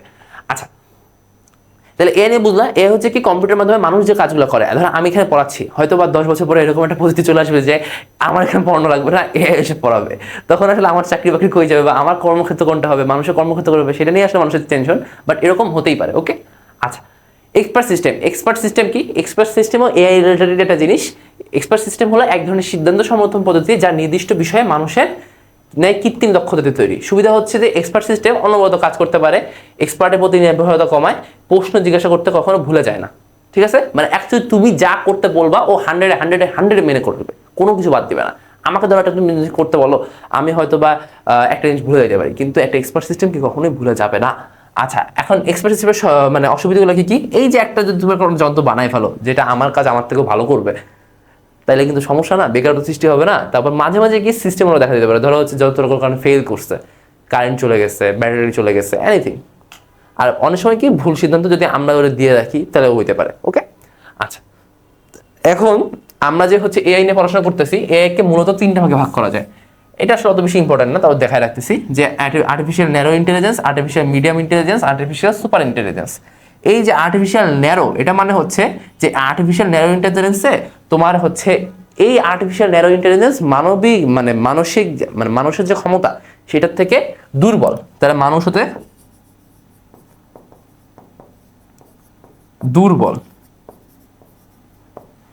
আর্টিফিশিয়াল মিডিয়াম মানে মানুষের মতোই, মানুষের মতোই। আর আর্টিফিশিয়াল সুপার মানে মানুষ থেকেও বেটার, মানুষ থেকেও বেটার। সো এই ধরনটা বুঝতে পারো, একটু মনে রাখলা যদি কখনো এগুলোর সাথে তোমাদের বইতে নতুন আসতেছে, সো এগুলো একটু দিয়ে রাখতে পারো। আরেকটা ইম্পর্টেন্ট জিনিস আছে যে এআই এর একটা মূল জিনিস হলো নিউরাল নেটওয়ার্ক। নিউরাল নেটওয়ার্ক কি? তোমার মানুষের যে মস্তিষ্কে নিউরন আছে, যারা হচ্ছে বা এসএসসিতে হচ্ছে সায়েন্সে ছিল বা এখন অলরেডি সায়েন্সে আসছো, যারা জানো যে মানুষের মাথায় কি নিউরন আছে, আমাদের স্নায়ুগুলো নিউরন দিয়ে চলে। সো এরকম মানুষের মতো নিউরন, মানুষের নিউরনের মতো একটা নিউরাল নেটওয়ার্ক তৈরি করা হয় যে ডাটা বা তথ্য প্রক্রিয়া করার জন্য, বা ডাটা বা তথ্য হচ্ছে ট্রান্সফার করার জন্য। আমাদের নিউরনও কি করে? আমাদের নিউরনও সেই ডাটা বা তথ্য বা হচ্ছে স্নায়ুর যে সিগন্যাল সেগুলোকে ট্রান্সফার করে। সো এই কম্পিউটারেও এমনভাবে হচ্ছে তোমার সার্কিট বা এরকম তৈরি করা হয় যাতে ডাটা বা তথ্য প্রক্রিয়া করতে পারে, ট্রান্সফার করতে পারে, সেগুলো মানুষের মস্তিষ্কের মতো কাজ করবে। এটা কি তোমার নিউরাল নেটওয়ার্ক নামে পরিচিত। ওকে, আচ্ছা, এখানে নিচে একটা জিনিস দিয়ে রাখছি যে ডোমেইনস অফ এআই। এআই এর কি কি ক্ষেত্র আছে, ঠিক আছে? এখানে তোমার লার্নিং সিস্টেম আছে, তারপরে তোমার ফাজি লজিক আছে, নিউরাল নেটওয়ার্ক আছে, জেনেটিক অ্যালগরিদম আছে। অত বেশি জানা লাগবে না কিছু নিয়ে, মোটামুটি এটা হালকা জেনে রাখো তাহলে হয়েছে। এগুলো অত বেশি ইম্পর্টেন্ট, এগুলো নতুন আসতেছে পরীক্ষায়, তো তোমার একদম না জেনে যাওয়ার থেকে পরীক্ষায় হালকা জেনে যাওয়া অনেক ভালো, তাই না? আচ্ছা, এখন আসে যে এআই কি কি তোমার হচ্ছে সফটওয়্যার ব্যবহার করা হয়, এটা কিন্তু 100% অনেক গুরুত্বপূর্ণ যে এআই কি তোমার সফটওয়্যার লাগবে। সফটওয়্যারগুলো আসলে তোমার এমসিকিউ এর জন্য অনেক বেশি গুরুত্বপূর্ণ। এমসিকিউতে এই অধ্যায় থেকে এরকম এমসিকিউ দিয়ে দিতে খুব বেশি পছন্দ করে যে হচ্ছে কি কি সফটওয়্যার লাগবে বলে দিই। যে এই সফটওয়্যারগুলো কি কি, এটা হচ্ছে লিস্প, C++, প্রোলগ, সিলিস্প, জাভা। এই প্রোলগটা মনে রাখবা 100%, লিস্পটা মনে রাখবা, C++ মনে রাখবা। অন্য দুইটা আসতে পারে না আসতে পারে, বাট এই তিনটা অবশ্যই আসতে পারে, ঠিক আছে? আসলে এই তিনটা থেকেই আসবে হয়তোবা। আচ্ছা, আর্টিফিশিয়াল ইন্টেলিজেন্স বা কৃত্রিম বুদ্ধিমত্তা কি বললাম তো, এটা তোমাদেরকে জ্ঞানমূলক প্রশ্ন। অনুমূলক প্রশ্নে কি আসছে যে ড্রাইভারবিহীন গাড়িতেও যাতায়াত করা যায়। ওই যে টেসলা গাড়ি, তাই তো? আমরা অনেকে দেখছি যে অটো পাইলট গাড়ি, আমি হচ্ছে কোনো পাইলট নাই, তাও আমি বসে আছি অ্যান্ড আমার গাড়ি চলতেছে, তাই তো? সো এটাই কি তোমার হচ্ছে ড্রাইভারবিহীন গাড়ি। এখানে কি তোমার এআই ভূমিকা আছে না? এআই কিন্তু মারাত্মক ভূমিকা, কারণ এআই এর মাধ্যমেই চলতেছে, তাই তো? আচ্ছা, কৃত্রিম বুদ্ধিমত্তা এক ধরনের এক্সপার্ট সিস্টেম। আমরা কি এক্সপার্ট সিস্টেম পড়লাম যে এক্সপার্ট সিস্টেম হচ্ছে এখন কাজ করে থাকে অনবরত, ভুল করে না। সো এটা কি তোমার হচ্ছে এক্সপার্ট সিস্টেমের সাথে ব্যাখ্যা করবা। আর হচ্ছে হ্যাঁ, এটা কি ওই সেম গাড়িটাই যে এখানে তোমার এআই কি ভূমিকা পালন করতেছে, এটা তোমার প্রয়োগ উচ্চতর দক্ষতামূলক বা হচ্ছে গঘর জন্য তোমার লেখা রাখতে পারে। তো সেটা নিয়ে তোমার এখানে কোশ্চেনটা দেওয়া আছে। আচ্ছা, এখন হচ্ছে রোবোটিক্স। এখানে সবাই একটা ভুল করে, রোবোটিক্স আর এআই কে একই ভেবে ফেলে। এটা কিন্তু করা যাবে না। রোবোটিক্স আর এআই কি? রোবোটিক্স হচ্ছে তোমার এআই এর মূল একটা ব্যবহার। একটা রোবট তুমি বানায় তুমি এআই কি ওটার ব্রেন, ঠিক আছে? আমরা যে এআই চালাই না, ChatGPT, তারপর গুগল জেমিনাই, সো এগুলো কি তোমার রোবট? এগুলো কি কোনো দেহ আছে আমার মতো? নাই তো।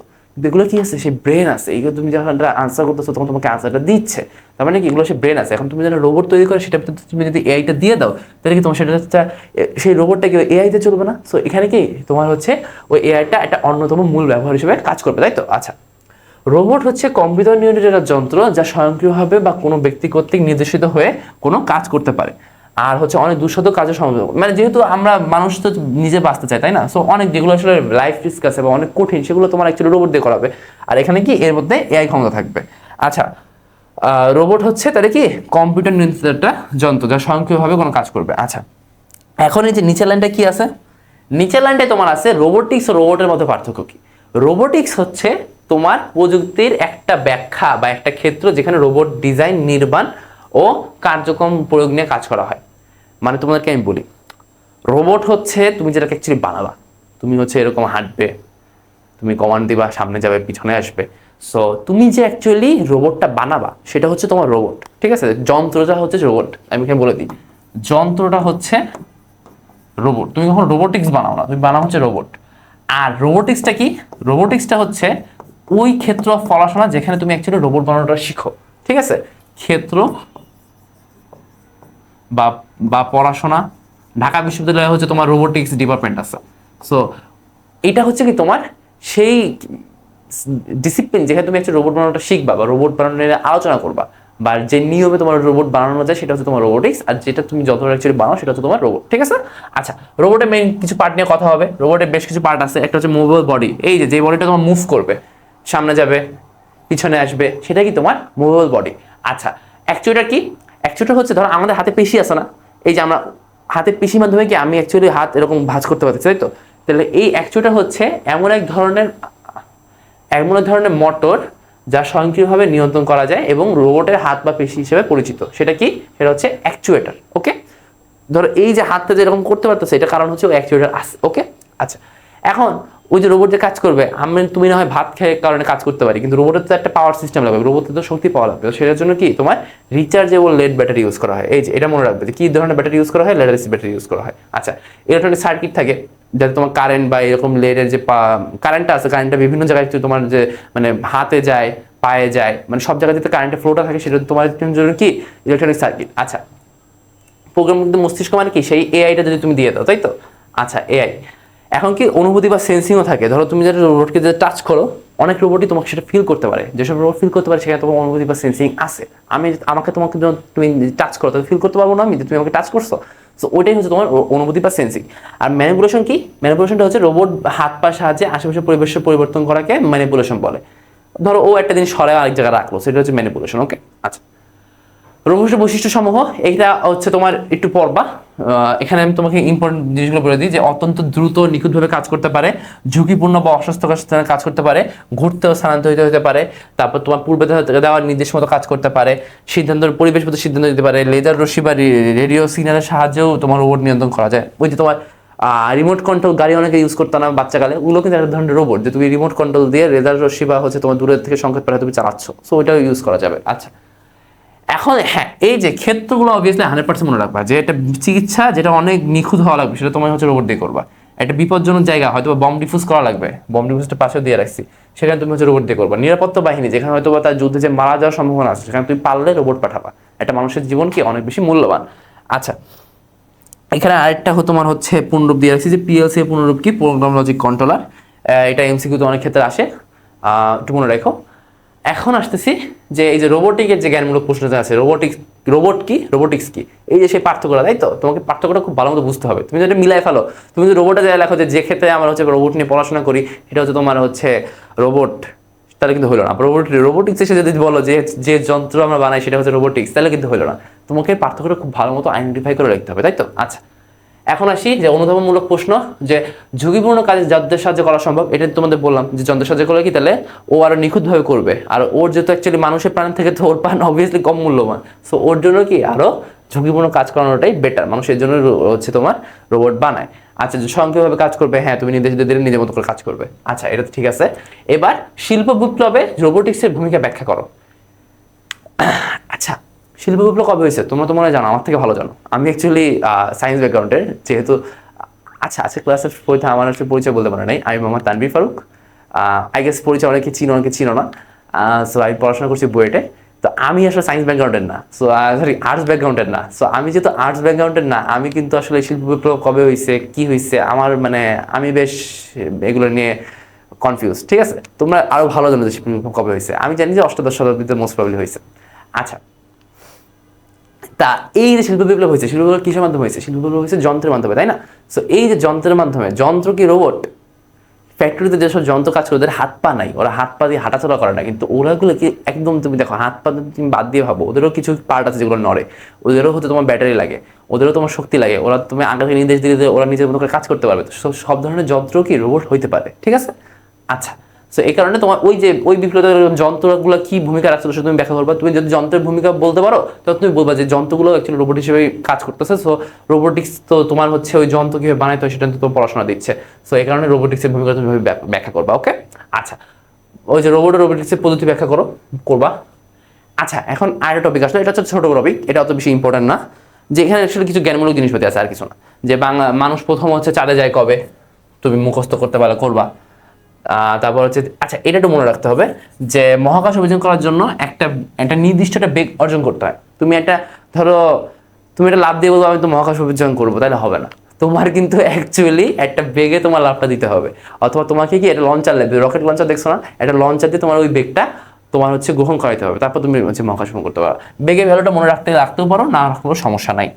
আচ্ছা, এই ব্যাখ্যাটা মনে রাখো, যেসব স্যাটেলাইট পৃথিবীকে নির্দিষ্ট কক্ষপথে পৃথিবীর ঘূর্ণনের সমান বেগের দিকে প্রদক্ষিণ করে তাকে হচ্ছে জিও স্টেশনারি স্যাটেলাইট বলে।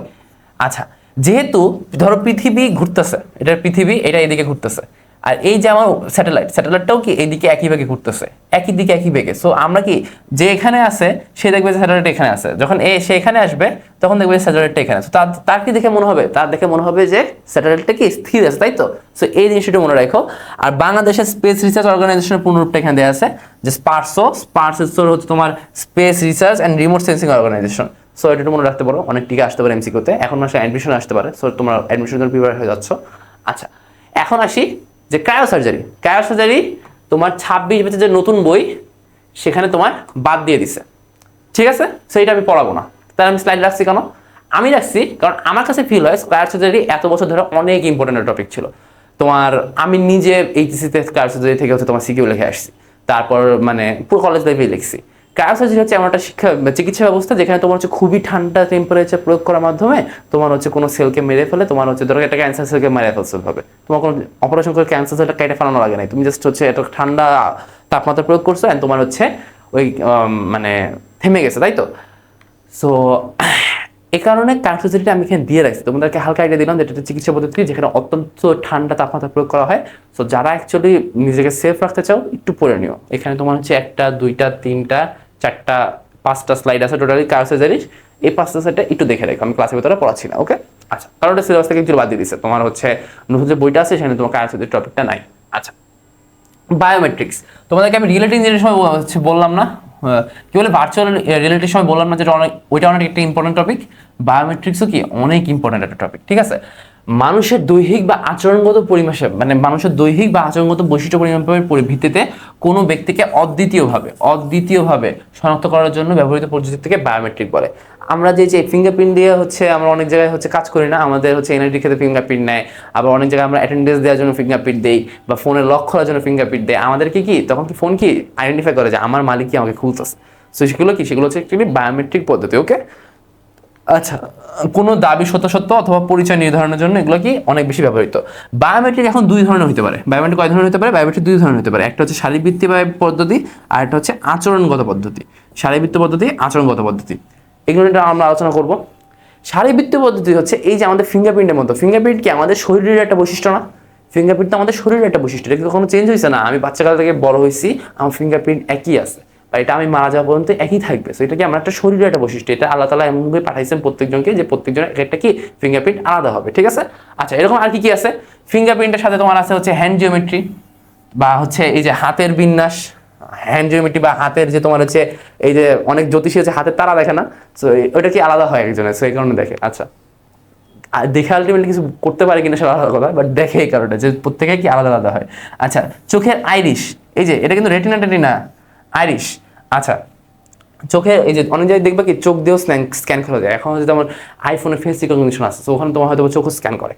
আচ্ছা, এই যে ফেস রিকগনিশন, আইফোনে ফেস রিকগনিশনে তোমার হচ্ছে রেটিনা স্ক্যান করে বা হচ্ছে আইরিশ স্ক্যান করে, কিন্তু অ্যান্ড্রয়েডের যে ফেস রিকগনিশন আছে ওখানে তুমি জাস্ট ক্যামেরাটা খুলে ওরা জাস্ট ফেসটা মেলানোর চেষ্টা করে।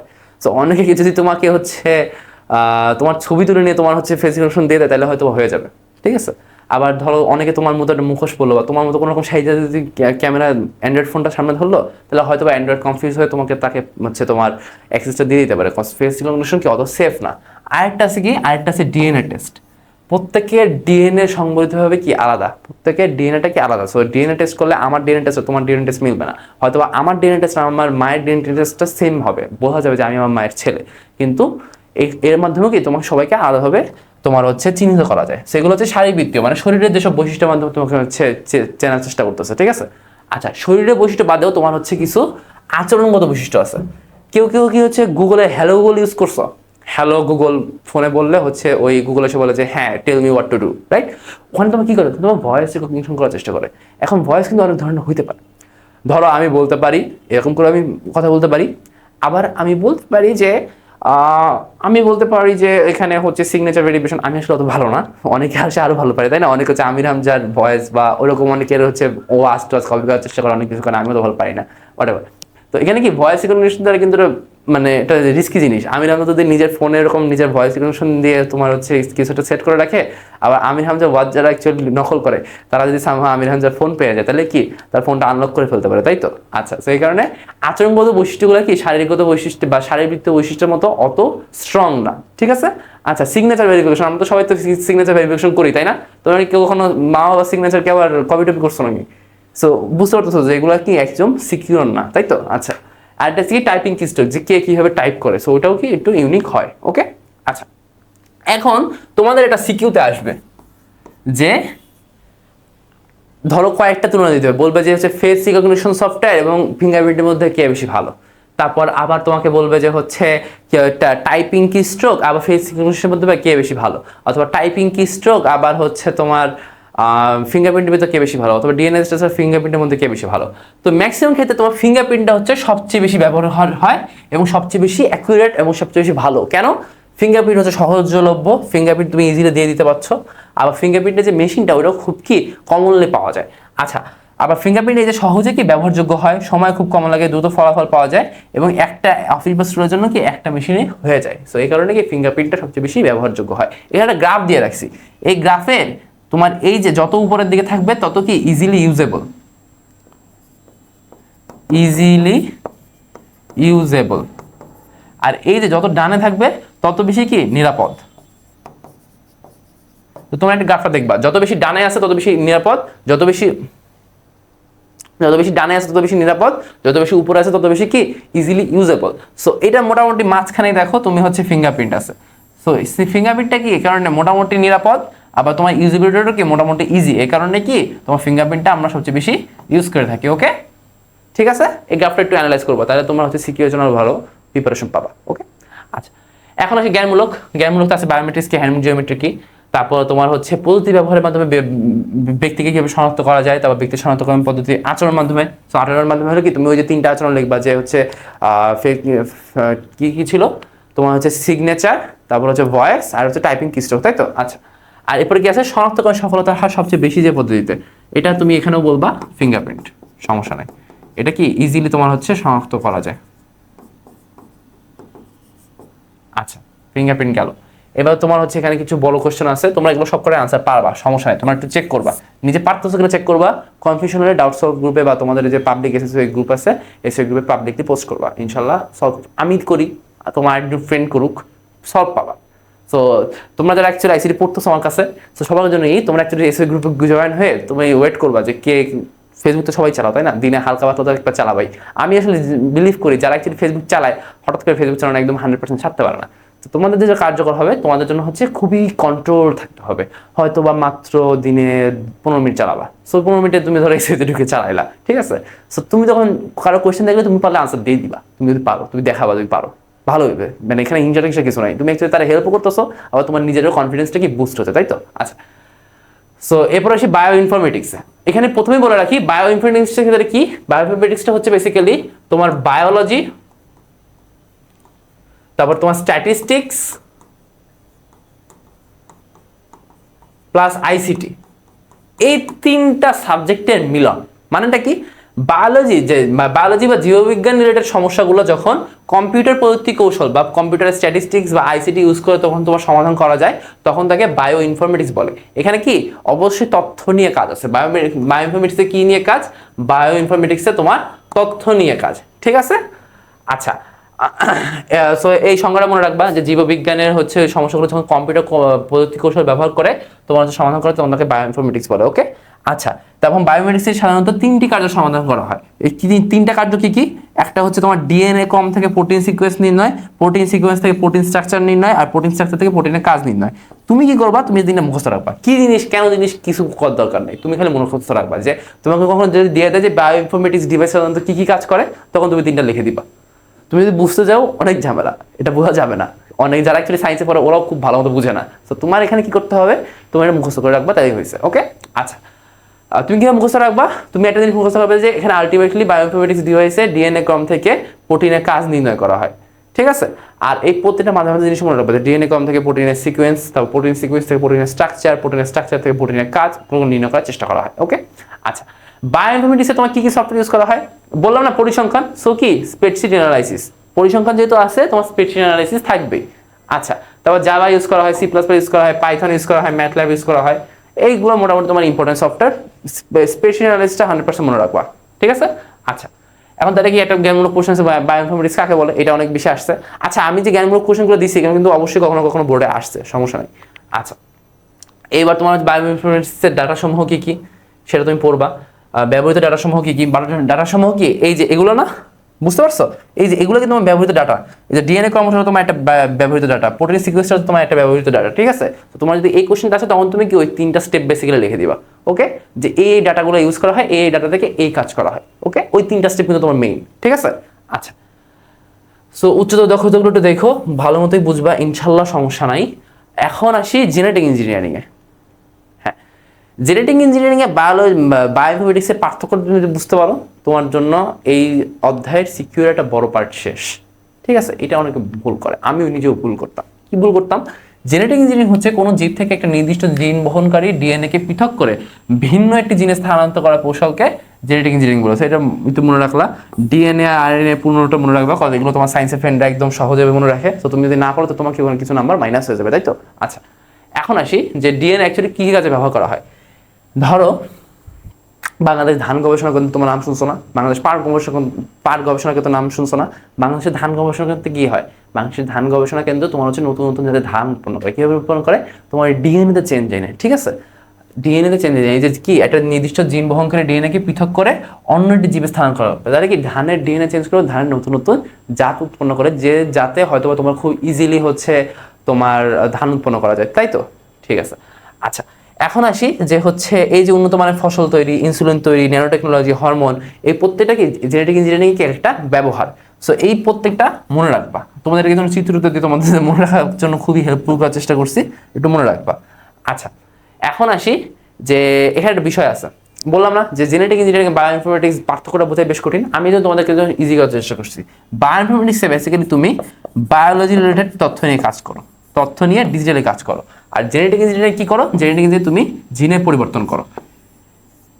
তুমি ফার্স্ট অধ্যায়ে তোমার আইসিটিতে বা আইসিটিতে যে কোনো কোথাও যদি জিনের পরিবর্তন দেখো, তার মানে 100% শিওর তুমি জেনেটিক ইঞ্জিনিয়ারিং হবে, ঠিক আছে। জিনের পরিবর্তন দেখলে কখনোই কিন্তু এই বায়োইনফরমেটিক্সে চলে আসবে না, তোমার জন্য আসাটা ইজিয়ার হতে পারে। কারণ কি, মানে যেহেতু এখানে তুমি পড়ছো যে ডিএনএ কম ইউজ করা হয়, ডিএনএ ইউজ করা হয়, মানে এইগুলো পড়ার কারণে তোমার কাছে কনফিউজ লাগতে পারে, তার মানে জিএনএ বা ডিএনএ অথবা জিনের পরিবর্তন মানে তোমার হয়তো বা বায়োইনফরমেটিক্সও হইতে পারে, তাই না? কিন্তু তোমাকে বলেছি যদি পরিবর্তন ইউজ করা হয় এবং জিন ইউজ করা হয়, তুমি অবভিয়াসলি ওটাকে জেনেটিক ইঞ্জিনিয়ারিং বলবা, ঠিক আছে। আচ্ছা, এখন আসার তোমার হচ্ছে পার্থক্য চলে গেল। এখানে তোমার জ্ঞানমূলকগুলো আছে যে জিন কি, রিকম্বিনেন্ট ডিএনএ কি, ওই যে পরিবর্তন যে ডিএনএ তোমার কি, আমি এখানে কি পড়ছি জেনেটিক ইঞ্জিনিয়ারিং এ, যে একটা নির্দিষ্ট জিন থেকে একটা নির্দিষ্ট জীব থেকে একটা নির্দিষ্ট জিন বহনকারী ডিএনএ কে পৃথক করে ভিন্ন একটি জিনে স্থানান্তর করা, ঠিক আছে। এই যে একটা ডিএনএ কে পরিবর্তন করা হলো না, ওই পরিবর্তিত ডিএনএটাকে বলা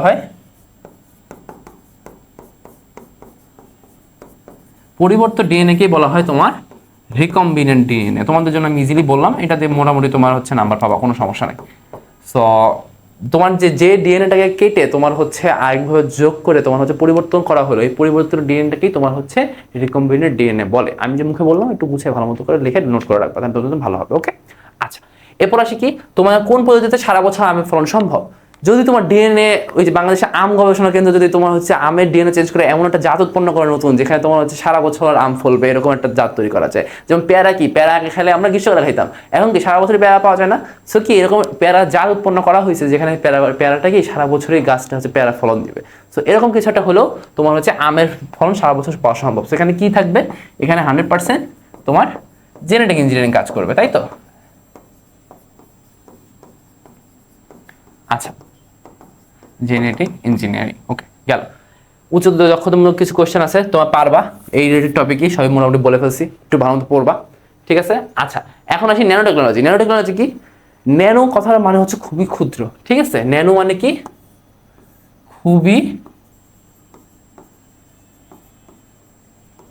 খুবই ক্ষুদ্র, ঠিক আছে। আচ্ছা, 1 ন্যানোমিটার মানে হচ্ছে 10⁻⁹ ন্যানোমিটার, ঠিক আছে। 10⁻⁹ মানে কি জানো? 10⁻⁹ মানে 1/1 2 3 4 5 6 7 8 9। সো এই 1কে তুমি ভাগ করো, দেখবা যে 0 অনেক ছোট একটা সংখ্যা আসে। সো কি 1 মিটার মানে ধরো তোমার এরকম একটা বড়, তুমি 1 মিটার হচ্ছে 1 মিটার ভালোই বড়। সো 1 মিটার থেকে তুমি 1 মিটারকে তুমি যদি এতগুলো ভাগে ভাগ করো, তার প্রত্যেকটা একটা ভাগ হচ্ছে 1 ন্যানোমিটার। ন্যানোমিটার অ্যাকচুয়ালি চোখে দেখা যায় না, ওই তোমার গবেষণা মানে ওই যে কি বলে ইলেকট্রনিক হচ্ছে মাইক্রোস্কোপে দেখতে হয়, ঠিক আছে। সো তোমার হচ্ছে মানে খুবই ছোট জিনিস। এখন এই ছোট জিনিস অ্যাকচুয়ালি কাজগুলো কি কি, যখন কোনো বস্তু কার্যক্ষম মতো বানানোর জন্য বিশেষ প্রযুক্তি বা যন্ত্র ব্যবহার করে অণু বা পরমাণুগুলোকে ন্যানোমিটার স্কেলে বা ন্যানো পার্টিকেল রূপে পরিবর্তন করা হয়, তখন সেই প্রযুক্তিকে ন্যানো টেকনোলজি বলে।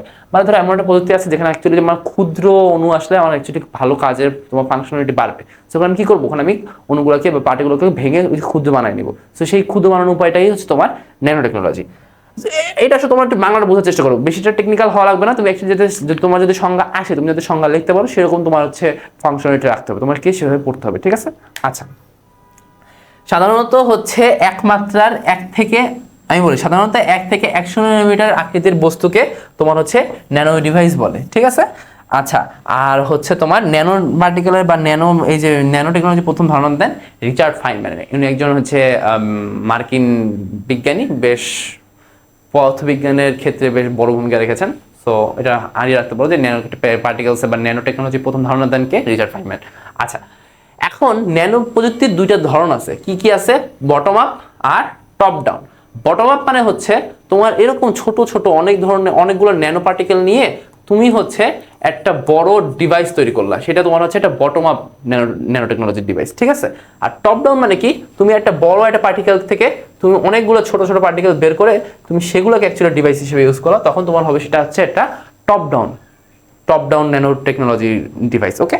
আচ্ছা, এখন ন্যানো টেকনোলজি ব্যবহার করে নতুন একটা স্মার্ট ড্রাগ তৈরি করা হয়, সেটা তোমার হচ্ছে তুমি দেখবা, আমি এখানে দেখাচ্ছি যে ন্যানো টেকনোলজি ব্যবহার ক্ষেত্রে তুমি দেখবা যে হচ্ছে রাসায়নিক শিল্প আছে, খাদ্য স্বাস্থ্য আছে, প্যাকেজিং আছে, রোবটের অনেক বেশি ইম্পর্টেন্স এখন ইউজ হয়, ইলেকট্রনিক যন্ত্রপাতি, আমাদের ফোনে যে হচ্ছে ওই যে সার্কিট টেকে থাকে ওগুলো কি অনেক ছোট না, সো ওই রকম ইলেকট্রনিক অনেক যন্ত্রপাতিতে, তারপর তোমার ফুয়েল সেল তৈরি হয়, এই যে ওষুধ তৈরিতেও কি ন্যানো টেকনোলজির একটা ভালো ভূমিকা আছে। আচ্ছা, বস্ত্রশিল্প, মহাকাশ অভিযান, খেলাধুলা সামগ্রী, ক্যান্সার ও রোগ নির্ণয়, রেফ্রিজারেটর, কম্পিউটার হার্ডওয়্যার, প্রত্যেক ক্ষেত্রে ন্যানো টেকনোলজি ব্যবহার আছে, ঠিক আছে। আচ্ছা, ন্যানো টেকনোলজির একটা মানে অসুবিধাও আছে বা অনেকগুলো অসুবিধা আছে, এটাকে অনেক ব্যয়বহুল, অনেক গবেষণা প্রয়োজন, বেকারত্ব সৃষ্টি করে দিতে পারে। আবার কি তোমার এই যে মাইক্রোস্কোপিক রেকর্ডিং ডিভাইস, বা ধরো যেহেতু চোখে দেখতে পারবো না এরকম যদি কোনো ডিভাইস তৈরি করতে পারি যেগুলো হচ্ছে মানে একজন টের পাবে না যে তাকে আমি রেকর্ড করতেছি বা তাকে আমি ভিডিও করতেছি, তো সেগুলো কি অনেক নিরাপদের জন্য সমস্যা না। সো এরকম ওয়ারফেয়ারগুলো যখন চলতেছে, এখন যেহেতুগুলো যুদ্ধ চলতেছে, এগুলো কিন্তু অনেক বেশি পরিমাণে ইউজ হচ্ছে, ঠিক আছে। স্পাইং এর ক্ষেত্রে এগুলো অনেক বেশি ইউজ হচ্ছে, মারাত্মক যুদ্ধাস্ত্র, ঠিক আছে। আচ্ছা, ন্যানো টেকনোলজি কি, ন্যানোমিটার কি, ওই যে ন্যানোমিটার কি, এখানে আনসার দিবা যে 10⁻⁹ মিটারকে তোমার হচ্ছে ন্যানোমিটার বলে, 1 ন্যানোমিটার বলে, সমস্যা নাই, এটা সমান 1 এনএম মানে তোমার ন্যানোমিটার, ঠিক আছে। আচ্ছা, আগামী বিশ্ব হবে ন্যানো টেকনোলজির বিশ্ব, এটা মানে কি, এখানে তুমি বলবা যুদ্ধাস্ত্রের বিষয়টা তুমি বলবা, তারপর তোমার যে হচ্ছে ওষুধের ক্ষেত্রে ইউজ হচ্ছে সেটা বলবা, তারপর এখানে যে আমি যে ব্যবহারে অনেক কিছু বলছি, যে খাবারের প্যাকেজিং মানে চিপসের প্যাকেজিং বা অনেক ধরনের, মানে এখানে তুমি এই যে ব্যবহার ক্ষেত্রগুলো বলে তুমি বলবা যে যেহেতু এত ব্যবহার ক্ষেত্রে তোমার এগুলোর ভূমিকা আছে, সো কেন আগামী বিশ্ব ন্যানো টেকনোলজি বিশ্ব হবে না, তাই না। সো ওই আমি যে অলরেডি স্ট্রাকচার বলছি, স্ট্রাকচার অনুযায়ী আমার কথাগুলোকে সাজানোর চেষ্টা করবা, ঠিক আছে। আচ্ছা, এখন আসি যে পদ্ধতির ব্যাখ্যা করো, এটা তো অনেক সিম্পল, একটু বড় করে ব্যাখ্যা করবা যেহেতু তোমার গ বা ঘয়ের জন্য। আচ্ছা, সুবিধা অসুবিধা লেখা তো আসলে অনেক ইজি। সুবিধা অসুবিধা তুমি যদি লিখতে চাই তুমি এরকম পয়েন্ট করে লেখার চেষ্টা করবা, ঠিক আছে, 1 2 3 এটা হচ্ছে সুবিধা।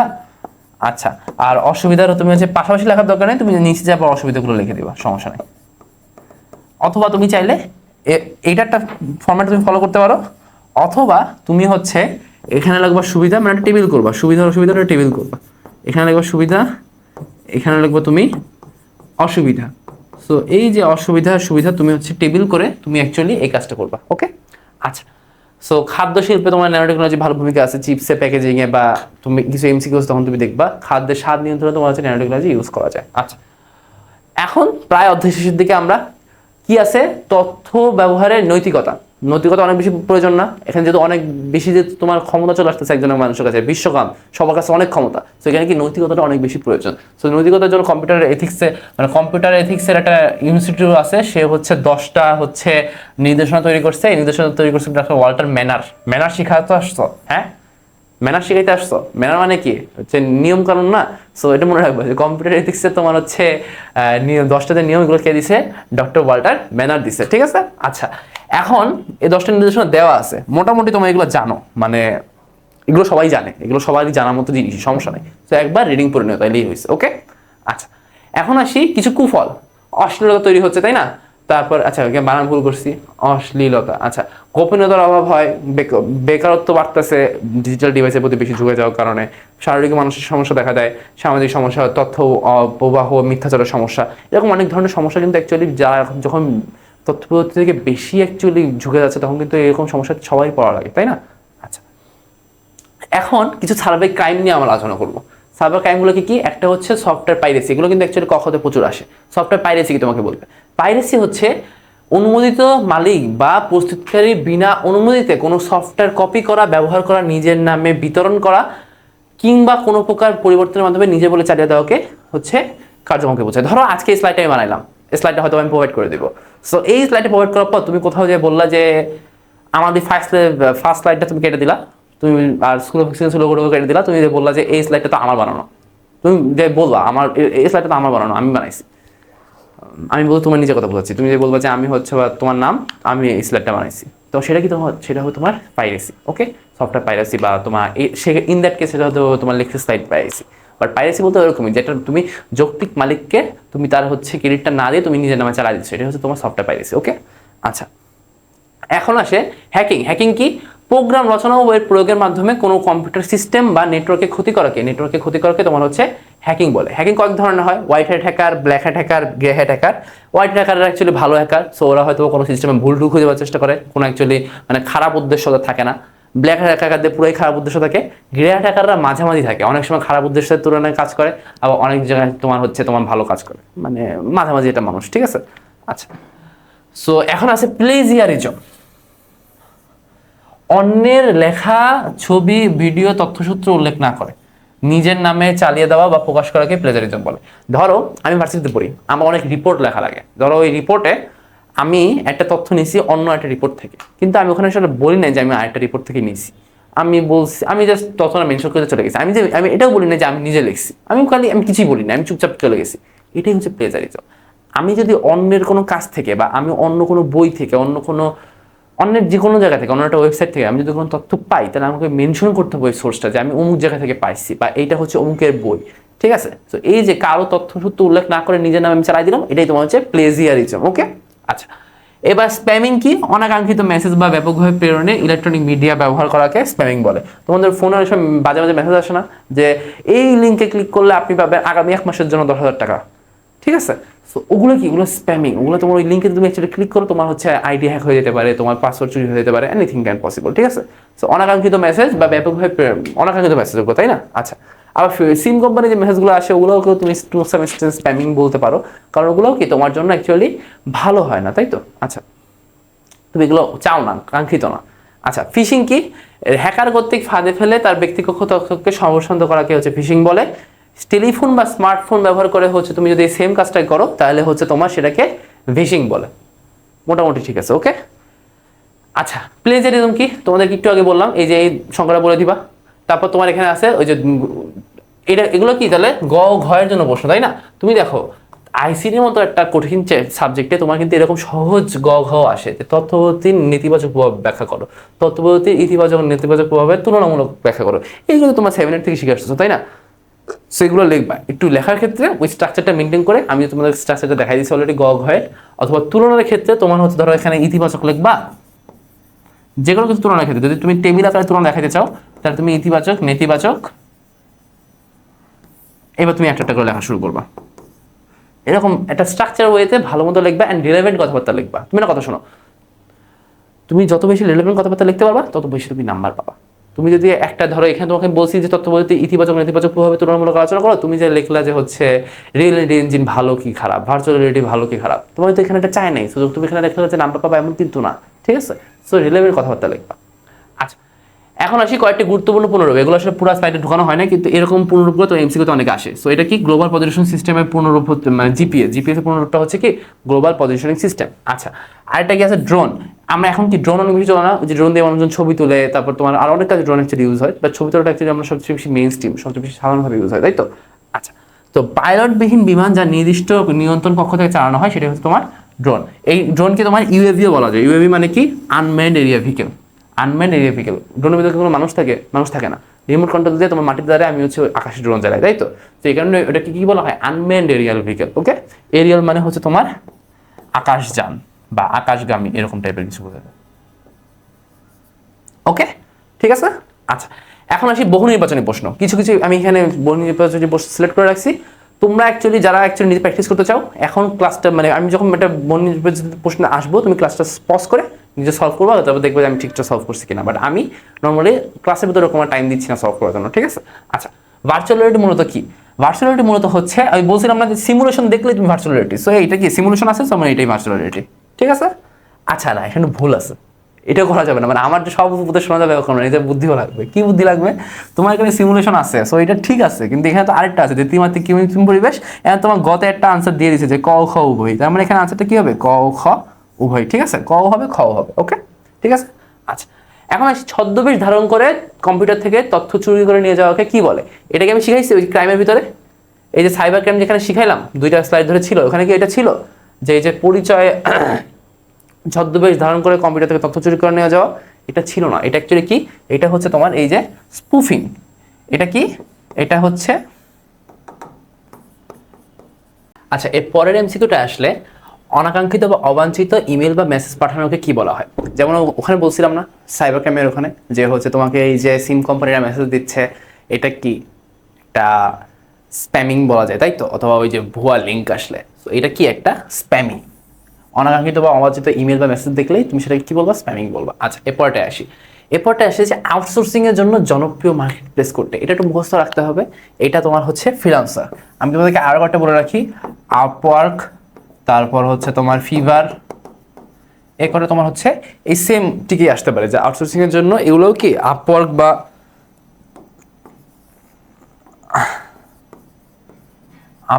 বা ফিভার, এগুলোও কি তোমার আউটসোর্সিং এর জন্য বেশ জনপ্রিয় মার্কেট প্লেস। আচ্ছা, এরপর আসি টেলিপ্রেজেন্সের ক্ষেত্রে ক্ষেত্র কোনটি। ওখানে মনে আছে টেলিপ্রেজেন্স কি আমরা দেখছিলাম, যে ওই যে আমি এক জায়গায় নাই কিন্তু আমি তাও ওখানকার অবস্থা ফিল করা বা আমার ওখানে একটা মানে উপস্থিতি নিয়ে আসাটা কি তোমার কি আমি বলতেছি যে দূরে, টেলি মানে দূরে, আর হচ্ছে প্রেজেন্স মানে কি উপস্থিতি হওয়া। সো দূরের কোথাও উপস্থিত হওয়াকে তোমার হচ্ছে টেলিপ্রেজেন্স বলতেছিলাম। আচ্ছা, তো এটা কি মাধ্যমে করতেছিলাম? ভার্চুয়ালিটির মাধ্যমে করতেছিলাম না, যে আমি এক জায়গায় নাই কিন্তু আমি আশেপাশে ওই একটা এনভায়রনমেন্ট ক্রিয়েট করতেছি, সেটা কিভাবে ক্রিয়েট করবো? অবভিয়াসলি ভার্চুয়াল রিয়েলিটির মাধ্যমে, তাই তো? ভিআর বা ভার্চুয়াল রিয়েলিটির মাধ্যমে। আচ্ছা, এখানে আসি, পণ্যের ডিজাইন তৈরি করতে কোনটি প্রয়োজন? পণ্যের ডিজাইন তৈরি করতে আমি তোমাকে মনে আছে হচ্ছে ওই যে ক্যাড বলছিলাম, একটা ছোট একটা বলছিলাম যে ক্যাড মানে কি ছিল? ওই প্রথম দিকে সম্ভবত ভার্চুয়ালিটির ওখানেই ছিল যে কন্ট্রোল এইডেড ডিজাইন। তো এটা কি? এটা হচ্ছে তোমার ক্যাড, তাই তো? আচ্ছা, এবার আসি যে ভার্চুয়াল রিয়েলিটির মাধ্যমে নিরাপদে কোন কাজটি করা সম্ভব? মহাশূন্য অভিযান নিরাপদে করা সম্ভব, সেনাবাহিনীতে যুদ্ধ প্রশিক্ষণ নিরাপদে করা সম্ভব, পরিবেশ সুরক্ষা আসলে অত বেশি অ্যাপ্রোপ্রিয়েট না। এখানে আনসারটা কি? এখানে আনসার হচ্ছে 1 ও 2, তাই তো? ওকে, এরপরটা আসি যে ভার্চুয়াল রিয়েলিটি ব্যবহৃত এইচএমডি কোনটিকে নির্দেশ করে? এইচএমডি মানে কি ছিল? আমি ওখানেও লিখে রাখছিলাম এইচএমডি মানে ছিল তোমার এইচ ফর হচ্ছে হেড, এম ফর তোমার মাউন্টেড, অ্যান্ড ডি ফর কি? ডিসপ্লে। এইচএমডি মানে হেড মাউন্টেড ডিসপ্লে। সো এটা কি অ্যাকচুয়ালি? এটা হচ্ছে তোমার ওই যে বিশেষ চশমা, হেড মাউন্টেড ডিসপ্লে। আমি যে ডিসপ্লেটা আমি চশমা মতো করে লাগাচ্ছি, সো এটা কি? এটা বিশেষ চশমা। আচ্ছা, এরপরটা আসি, মানুষের মস্তিষ্কের মতো কাজ করার পদ্ধতিকে কি বলে? নিউরাল নেটওয়ার্ক বলে, তাই তো? ওখানে লিখছিলাম কিন্তু। আচ্ছা, এবার হচ্ছে কৃত্রিম বুদ্ধিমত্তায় কোন প্রোগ্রামিং ভাষা ব্যবহৃত হয়? এটা হচ্ছে তোমার প্রোলগ। আরো কিছু ব্যবহৃত হয়, বাট প্রোলগ অবভিয়াসলি ওখানে ছিল। ওকে, আচ্ছা, প্রোলগের পূর্ণরূপটা তোমাদের এখানে বলে রাখি। প্রোলগের পূর্ণরূপটা হচ্ছে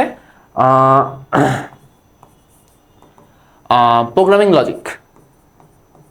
এটা হচ্ছে এই ভাষার পূর্ণরূপ, প্রোগ্রামিং লজিক। সো কখনো যদি আসে, এটা আসলে 5 অধ্যায়ের টেক, তাও এখানে যেহেতু চলে আসছে এখান থেকেও আসতে পারে, যে প্রোলগের পূর্ণরূপ হচ্ছে প্রোগ্রামিং লজিক। ঠিক আছে?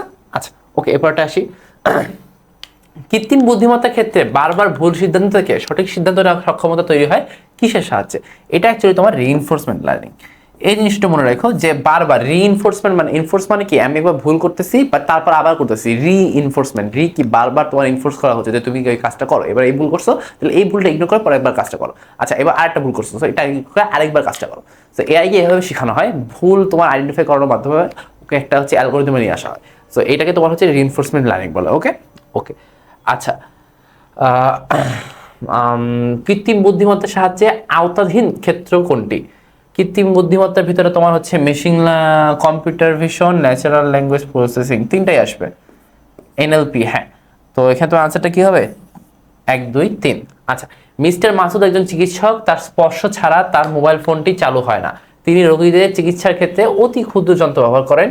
আচ্ছা, মোবাইলে ব্যবহৃত প্রযুক্তি হলো, তার স্পর্শ দ্বারা তার ফোন চালু হয় না মানে কি? তার ফোনে ওই যে ফিঙ্গারপ্রিন্ট লক দেওয়া, তাই তো? সেটা কি? অবভিয়াসলি বায়োমেট্রিক্স, তাই না? এই যে ফিঙ্গারপ্রিন্ট বা বায়োমেট্রিক্স। আচ্ছা, এবার কি আছে? ক্যাপচার, এক্সটেনশন, কম্পারিজন, ম্যাচিং কোন প্রযুক্তি ক্ষেত্রে ব্যবহৃত হয়? এটা হচ্ছে তোমার বায়োমেট্রিক্স। মানেটা কি হয়? ধরো তুমি ফোনের স্ক্রিনে যখন এই ফোনটা, তোমার হাতটা যখন রাখছো, তাই না? ধরো আমার ফোন কই? আমার ফোন হচ্ছে এই যে, আমি যখন এই ফোনের স্ক্রিনে হাতটা রাখছি, তখন আমার ফিঙ্গারের একটা ছবি ক্যাপচার করছে, তারপর ওই ফিঙ্গারের ছবি থেকে একটা ডাটা এক্সটেনশন করছে। তারপর ও যে আমি যখন যে সেটিংসে গিয়ে ফিঙ্গারপ্রিন্টটা যখন সেট করে রাখছিলাম, তখন কি দুইটার যে ডাটা আছে, দুইটা ছবি যে ডাটা আছে, দুইটার ডাটাকে কম্পারিজন করে এবং ম্যাচিং করে। যদি ম্যাচিং হয়ে যায় তখন ফোনটাকে খুলে দেয়, অথবা কি ফোনটাকে খুলে না। এটা হচ্ছে তোমার বায়োমেট্রিক্সের ফাংশনালিটি নিয়ে হচ্ছে তোমার এই টিকটা আছে, সো এই কখনো যদি তুমি বায়োমেট্রিক্সে যদি কোনো হচ্ছে সিকিউ পাও, সেখানে যদি তোমার বায়োমেট্রিক্স কীভাবে কাজ করে এরকম একটা প্রশ্ন আসে, তখন তুমি কিন্তু এভাবেই লিখতে পারবা। ঠিক আছে, আমি যখন মুখে বললাম এভাবে তুমি এক্সপ্লেন করে বুঝাবা। ঠিক আছে, এক্সাম্পল একটা ইউজ করবা। ওকে, এখন আসি প্রোটিনের সিকোয়েন্স তৈরির প্রযুক্তি কোনটি। আমি কিন্তু লিখছিলাম বায়োইনফরমেটিক্সের 3টা কাজ, ওখানে কি প্রোটিন সিকোয়েন্স তৈরি ছিল না? তো প্রোটিন সিকোয়েন্স তৈরি কোথায়? বায়োমেট্রিক্স। এখানে যদি বলতো প্রোটিনের ডিএনএ প্রোটিন চেঞ্জ করার প্রযুক্তি কোনটি, যদি পরিবর্তন বা চেঞ্জ ইউজ হতো তো তখন অবভিয়াসলি জেনেটিক ইঞ্জিনিয়ারিং হতো। ওকে, আচ্ছা এখন আসি ডিএনএ এর নতুন বিন্যাস তৈরিতে কোনটি ব্যবহার করা হয়? এই যে নতুন বিন্যাস তৈরি, তার মানে এটা কি জেনেটিক ইঞ্জিনিয়ারিং। পার্থক্য বুঝতেছো দুইটাকে? এটা কি হবে? এটা হবে তোমার জেনেটিক ইঞ্জিনিয়ারিং। ঠিক আছে, আচ্ছা এরপরটা আসি, বিজ্ঞানী মাকসুদুল আলম কোন বিষয়ে গবেষণা করে বিশ্ব দরবারে পরিচিত হয়েছেন? এটা আসলে অত বেশি ইম্পর্টেন্ট না, কিন্তু যেহেতু এটা বাংলাদেশের হচ্ছে তোমার উনি একজন কৃতিত্ব, সো বাংলাদেশের বেশ কিছু ক্ষেত্রে এই টিকটা আসে, এসএসসিতেও আসে, অ্যাডমিশনের ক্ষেত্রেও আসে। সো এটা হবে হচ্ছে পাট। বিজ্ঞানী মাকসুদুল আলম পাট গবেষণা গ্রন্থ করে পাটের পূর্ণ জিনোম প্রকাশ করেছিলেন। পাটের জিনোম প্রকাশ করছেন। ঠিক আছে, কি প্রকাশ করছেন যদি কখনো আসে তাহলে সেটাকে বলবা পূর্ণ জিনোম, সম্পূর্ণ জিনোম প্রকাশ করছেন, সম্পূর্ণ জিনোম প্রকাশ করছেন। আচ্ছা এরপরটা আসি, ট্যানারি শিল্পের বর্জ্যকে দূষণমুক্ত করতে কোন প্রযুক্তি ব্যবহৃত হয়? ট্যানারি শিল্পের বর্জ্যকে দূষণমুক্ত করতে তোমার হচ্ছে ন্যানো টেকনোলজি ব্যবহৃত হয়। তুমি যদি ন্যানো টেকনোলজি ক্ষেত্রে যাও তখন দেখবা যে ট্যানারি শিল্পকে কিভাবে দূষণমুক্ত করা যায় সেটা ওখানে ইনক্লুডেড আছে। ওকে, আচ্ছা এরপরটা আসি, পরটা আসে কি আসে প্রায় শেষের দিকে আমরা, হ্যাঁ প্রায় শেষের দিকে লাজুরিটিক, বর্তমান সময়ে পণ্যের গুণগত মান বৃদ্ধি, রক্ষা ও সংরক্ষণের জন্য উৎপাদনকারী প্রতিষ্ঠান প্যাকেটজাত পণ্যে বিশেষ ধরনের মোড়ক ব্যবহার করে। উদ্দীপকের মোড়ক তৈরিতে ব্যবহৃত প্রযুক্তি কোনটি? তুমি দেখবা খাবারের প্যাকেজিং, সো এটা কি ছিল? ন্যানো টেকনোলজিতে ছিল, তাই তো? সো ন্যানো টেকনোলজি এখানে আনসার। ওকে, আচ্ছা এখানে আসি, ন্যানো পার্টিকেল আর্টিকেল কত? আমি তখন লেখা রাখছি ন্যানো পার্টিকেলের আকৃতি হচ্ছে 1 থেকে 100 ন্যানোমিটার হলে সেটাকে ন্যানো পার্টিকেল বলা যাবে। ওকে, আচ্ছা এখন আসি যে সৃজনশীল এখানে কয়টা আছে? 1টা 2টা 3টা 4টা 5টা 6টা 7টা 8টা 9টা 10টা 11টা 11টা তো সৃজনশীল আছে।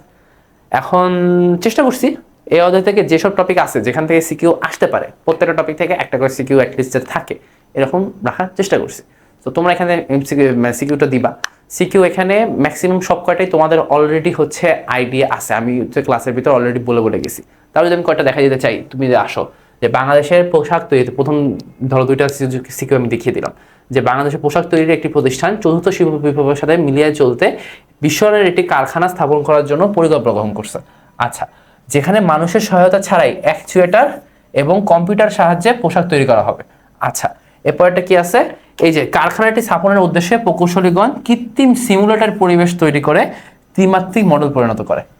তাহলে এখন তোমাকে বলছে কি, ধরো এই ক খ বাদ দিলাম, ক খ তুমি যে চালাবা, এই যে বলছিলাম না কানেক্টিভিটি হচ্ছে বিশ্বকামের মেরুদণ্ড, এটা থেকে অনেক জায়গায় কি বলে খ আসে, অনুধাবনমূলক আসে, সো এটা কিন্তু এখানে আছে, তাই তো? আচ্ছা এখন আসো গ নাম্বারে আসো, তোমাকে বলছে কি নকশা প্রণয়নের প্রকৌশলীগণে ব্যবহৃত প্রযুক্তি ব্যাখ্যা করো। নকশা প্রণয়নের প্রকৌশলীগণ কোন প্রযুক্তি ব্যবহার করছে? নকশা প্রণয়নের প্রকৌশলীগণ কৃত্রিম সিমুলেটর পরিবেশ ব্যবহার করছে এবং প্রযুক্তি ব্যবহার করছে, তাই তো? সো এটা কি, এটা 100% তোমার হচ্ছে virtual reality, virtual reality. So হচ্ছে ধর প্রকৌশলীগণ ভার্চুয়াল রিয়েলিটিতে আসলে ওই কারখানাটা একবার তৈরি করছে, তারপর ভার্চুয়াল রিয়েলিটিতে সমস্যা পাইছে বা এই পাইছে, সেগুলো ঠিক করে অ্যাকচুয়ালি বাস্তবে রূপ দিছে। ওকে, আচ্ছা তো এখানে কোন পদ্ধতি ব্যাখ্যা করতে হবে? তোমার এখানে ভার্চুয়াল রিয়েলিটি পদ্ধতিটা ব্যাখ্যা করতে হবে। সো এটা করবা, যারা লিখছি তারা যারা লেখা আছে সবগুলো লিখে একটু ভালো মতো করে একটা লেখার চেষ্টা করবা। আচ্ছা এরপর আসি, উদ্দীপকে উল্লেখিত পোশাক শিল্পে বর্ণিত প্রযুক্তিটি শ্রম বাজারের উপর কিরূপ প্রভাব ফেলবে? শ্রম বাজারের উপর তোমার কি মানুষের চাকরির অভাব দেখা দিবে, কারণ কি এটা হচ্ছে রোবোটিক্স, তাই তো? বা রোবট প্রযুক্তি। এটা কি ওই যে এক্সপার্ট সিস্টেমও তুমি দেখছিলা, এক্সপার্ট সিস্টেমও তুমি বলতে পারো যে রোবোটিক্স ভিতরে এক্সপার্ট সিস্টেম কি যেহেতু অনেক ভালোভাবে নির্দেশনা মেনে কাজ করতে পারে, সো শ্রমে কি বেকারত্ব দেখা দিবে, তাই তো? বেকারত্ব দেখা দিবে। সো এখানে তুমি একটু গ লিখবা, ঘ লিখবা, ট্রাই করবো ভালো মতো লেখার। এরপরে যদি এই সৃজনশীলতা যদি দেখার চেষ্টা করি যে বর্তমান যুগে সৈনিকরা একটা বিশেষ পদ্ধতি ব্যবহার করে। আচ্ছা এটা না দেখাই,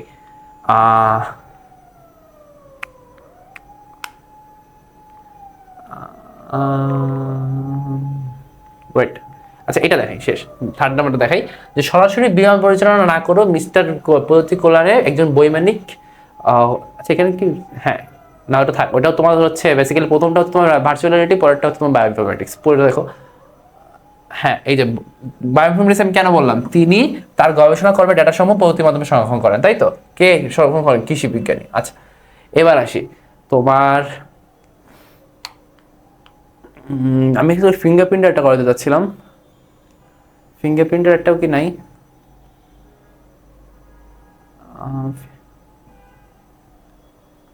ফিঙ্গারপ্রিন্ট তো আছে, আমি তো রাখলাম।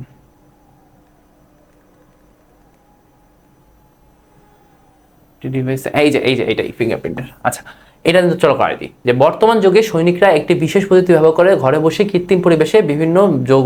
আচ্ছা, এইটাই আমি বাদ দিছিলাম, এটাই আসলে ফিঙ্গারপ্রিন্ট, আমি আসলে প্রথমটা পরে চলে গেছি। আচ্ছা, বিভিন্ন কৌশল রপ্ত করতে পারেন। এটা কিভাবে মাধ্যমে রপ্ত করেন?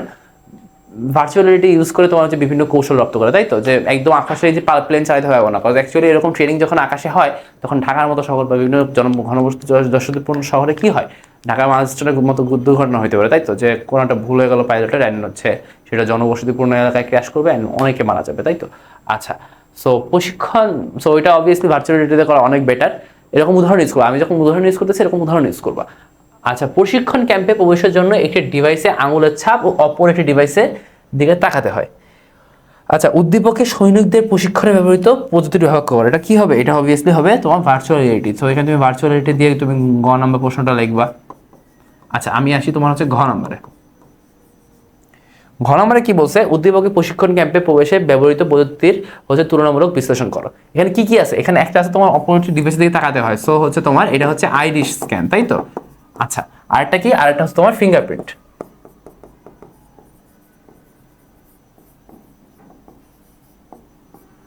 ফিঙ্গারপ্রিন্ট অ্যান্ড আইরিশ, তাই তো?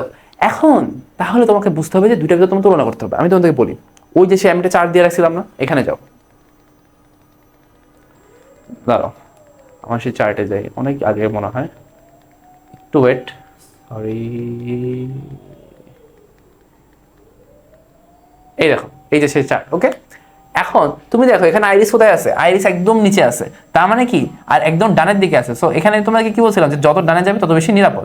সো আইরিস তো অনেক ডানে আছে, সো আইরিশ অবশ্যই নিরাপদ। তুমি দেখো যে কে বেশি ডানে আছে, ফিঙ্গারপ্রিন্ট এইটা আর হচ্ছে আইরিশ এইটা। তো আইরিশ হচ্ছে কি বেশি ডানে আছে, অর্থাৎ আইরিশ কি বেশি নিরাপদ। তুমি নর্মাল লজিক্যালি ভেবে দেখতে পারো যে আইরিশ দিয়ে চোখ, মানে চোখ দিয়ে চেক করা আর ফিঙ্গারপ্রিন্ট দিয়ে চেক করা তো বেশি কমে না? তুমি বিভিন্ন মুভি টুভিতে দেখছো না যে গ্লাস থেকে হচ্ছে ফিঙ্গারপ্রিন্টের ছাপ নিয়ে এটা পলিথিন বানায় ভাতে পরে তারপর ফিঙ্গারপ্রিন্ট নকল করার চেষ্টা করে। তো ওইরকম জিনিসটা অ্যাকচুয়ালি হইতে পারে, কিন্তু তুমি চোখের ক্ষেত্রে ওরকম করতে পারবা? আনলেস তোমার চোখকে উপরে ফেলে এরকম করে চেক করতে, তাছাড়া তো অ্যাকচুয়ালি ওরকম পসিবল না। সো আইরিশ কি 100% বেশি নিরাপদ, তাই তো? কিন্তু ফিঙ্গারপ্রিন্ট থেকে বেশি নিরাপদ হলো আইরিশ কি এই যে নিচে না, আর ফিঙ্গারপ্রিন্ট কি উপরে। আমি তোমাকে কি বলছিলাম, যত বেশি উপরে তত বেশি ইজিলি ইউজেবল। এখন মানে ফিঙ্গারপ্রিন্ট কি, যেহেতু ফিঙ্গারপ্রিন্ট এটা হচ্ছে ফিঙ্গারপ্রিন্ট আর এটা হচ্ছে আইরিশ, সো ফিঙ্গারপ্রিন্ট যেহেতু উপরে, ফিঙ্গারপ্রিন্ট কি বেশি ইজিলি ইউজেবল। আর আইরিশটা ইউজ করা কি কঠিন। কঠিন কেন? আইরিশের যে যন্ত্র দেখছিল আইরিশ চেক করতে হয় সেটা কঠিন, মানে সেটা ম্যানেজ করা কঠিন, সেটার দাম হয়তো বেশি। আর ফিঙ্গারপ্রিন্ট চেকারের দাম হয়তো কম, ইউজ করা অনেক সহজ, সব কিছু মিলায়, ঠিক আছে? তো এখানে তোমার অ্যাকচুয়ালি আনসারটা আসতে হবে যে ধরো যদি কোশ্চেন যদি ব্যাক যাই, চলো, হ্যাঁ হ্যাঁ এটা আসে। যদি এই কোশ্চেনটা ব্যাক যাই, তোমাকে কি বলছে যে উদ্দীপকে প্রশিক্ষণ ক্যাম্পে প্রবেশে ব্যবহৃত পদ্ধতির তুলনামূলক ব্যস্ত সরো। তুমি দুই দিক দিয়ে বলবা যে নিরাপদের দিক থেকে আইরিশ বেস্ট, নিরাপত্তার দিক থেকে তোমার হচ্ছে আইরিশটা বেস্ট, আর তোমার হচ্ছে সহজলভ্যতার দিক থেকে বা ইজিলি ইউজ করার দিক থেকে তোমার হচ্ছে ফিঙ্গারপ্রিন্টটা বেস্ট। ফিঙ্গার, এই দুটো ইউজ করে তুমি আনসারটা, প্রশ্নের আনসারটা যদি এইভাবে ইউজ করো অ্যান্ড এই দুইটা দিকে যদি মেনশন করো, তুমি যদি খালি ফিঙ্গারপ্রিন্টের বেস্ট না বলে দাও, তুমি যদি বলো যে না নিরাপত্তা কিন্তু আইরিশের বেশি, তো তুমি যদি একদম মার্চ করে বলতে পারো, এখানে কোনো এমন কোনো কারণ নেই যেখানে তুমি এখানে অ্যাটলিস্ট 3 পাবা না, ঠিক আছে? 4 পাওয়া আসলে লাখের বিষয়। 4 আসলে ফুল নাম্বার একটা সিকিউতে পাওয়া, যেখানে এরকম করে লিখতে হয়, সেটা একটা লাখের বিষয়। ম্যাথের টাইপের কোশ্চেনে ফুল নাম্বার পাওয়া যায়, ইজিলি পাওয়া যায়, কিন্তু এরকম বিস্তৃত প্রশ্নগুলোয় তোমার হচ্ছে ফুল নাম্বারটা বেশ কঠিন। কিন্তু তোমাদের কি চেষ্টা করতে হবে, তাই না? সো তুমি যদি এরকম দুইটা দিকে লিখতে পারো, তুমি যদি সবকিছু মেনশন করো, তুমি 100% তুমি হচ্ছে 3 পাবা। সো অবভিয়াসলি তুমি ট্রাই করবা যত বেশি ছাড় দিতে পারে আমি যাতে সব কিছু নিয়ে আসতে পারি। স্যার যদি আমরা 10 নাম্বার দেয় আমি 10 নাম্বার নিয়ে আসবো, স্যার যদি আমরা 8 নাম্বার হাইস দেয় আমি 8 নাম্বার নিয়ে আসবো, ঠিক আছে? তো তোমার ক্ষমতা বলে যেটা আছে তুমি ওরকম করে আনসার করবা, ওকে? তো মোটামুটি আজকে এটুকুই ছিল। তোমাদের হচ্ছে বিভিন্ন জায়গায় কিছু প্র্যাকটিস দিছি, কিছু কোশ্চেন দিয়ে রাখছি তোমাদের অ্যাকচুয়ালি ভালো হওয়ার জন্য। আমি ট্রাই করছি যে আসলে কোনোভাবে যাতে ফার্স্ট চলে যাই। আমি ট্রাই করছি যে তোমাদের যাতে কোনোভাবেই মানে কন্টেন্টের ল্যাক না হয়, আমি আসলে সব কিছু ইনক্লুড করার চেষ্টা করছি। আবার অনেক বেশি যাতে পড়া না লাগে, মানে বেশি পড়া তো আসলে মানে এখন তো রিয়েলিস্টিক না, বেশি টাইম আর নাই। সো তোমার তো অন্য অন্য সাবজেক্টও আছে। সো তোমাদের যদি একটা মার্জিত হবে, মানে একটা মাঝামাঝি পর্যায়ে দাঁড়িয়ে তুমি একটা মানে একটা ব্যালেন্স প্রিপারেশন নিতে পারো, ওরকম করে আমি কন্টেন্ট শোনানোর চেষ্টা করছি। ইনশাল্লাহ এরপরে তোমাদের সাথে সেকেন্ড অধ্যায় ক্লাসে দেখা হবে। তোমরা এর মাঝে কোনো সমস্যা পাইলে আমার সাজেশন থাকবে তোমরা অ্যাকচুয়ালি প্র্যাকটিস করো। এখানে আমি যা যা দিয়ে রাখছি, প্রশ্ন দিছি, এখানে যা যা এমসিকিউ দিছি, সব কিছু প্র্যাকটিস করে নিজেকে যদি অ্যাকচুয়ালি যাচাই করে নিতে চাও যে তুমি কত পাইতে ওখানে ওরকম লিখলে এই স্কুল অফ এক্সেলেন্সের গ্রুপে হচ্ছে হ্যাশট্যাগ দিয়ে পোস্ট করো। আমি ইনশাল্লাহ রিপ্লাই দিব। আমি আমি ভাবছি মিলগুলো চেক করবো। এখন তোমরা যদি পোস্ট না দাও, ধরো আজকে ক্লাসটা পাবলিশ হবে ইনশাল্লাহ, তো আমি যখন রেকর্ড করতেছি আমি আর কি, আমি যতটুকু জানি ক্লাস হচ্ছে বৃহস্পতিবার সন্ধ্যা 7টায় পাবলিশ হবে। আমি রেকর্ড করা শেষ করতেছি বৃহস্পতিবার দুপুর 3টায়। তো মানে আমি যদি দেখি যে হচ্ছে একসাথে চলে যাচ্ছে কিন্তু কেউ পোস্ট করতেছে না, তখন তো আমি আসলে ভুলে যাবো, তাই না? আমার মনে হবে যে না আর কেউ পোস্ট করবে না। সো যারা অ্যাকচুয়ালি পোস্ট করবা, আজকে ক্লাসটা দেখো, ক্লাসটা দেখে দ্রুত করে ছটটায় একটু পোস্ট করে দাও, কারণ তোমার অন্যান্য ক্লাসও আসতে থাকবে। তোমার কিন্তু এরকম মানে নিজেকে যাচাই করার সুযোগ কিন্তু এরকম আর পাবা না। সো অবভিয়াসলি ব্যালেন্স প্রিপারেশন নাও, নিজেকে মাথায় রাখো যে নেক্সট 2 মাস আমি ভালো মতো কাজ করে একটা এইচএসসি পরীক্ষাটা দিব, ঠিক আছে? তুমি যাতে নিজের বেস্টটা দিতে পারো, তোমার নিজের পরে কোনো আফসোস না হয়। ওকে, আচ্ছা, সবার সাথে ইনশাআল্লাহ তাহলে নেক্সট ক্লাসে দেখা হচ্ছে। সবাইকে আল্লাহ হাফেজ, আসসালামু আলাইকুম।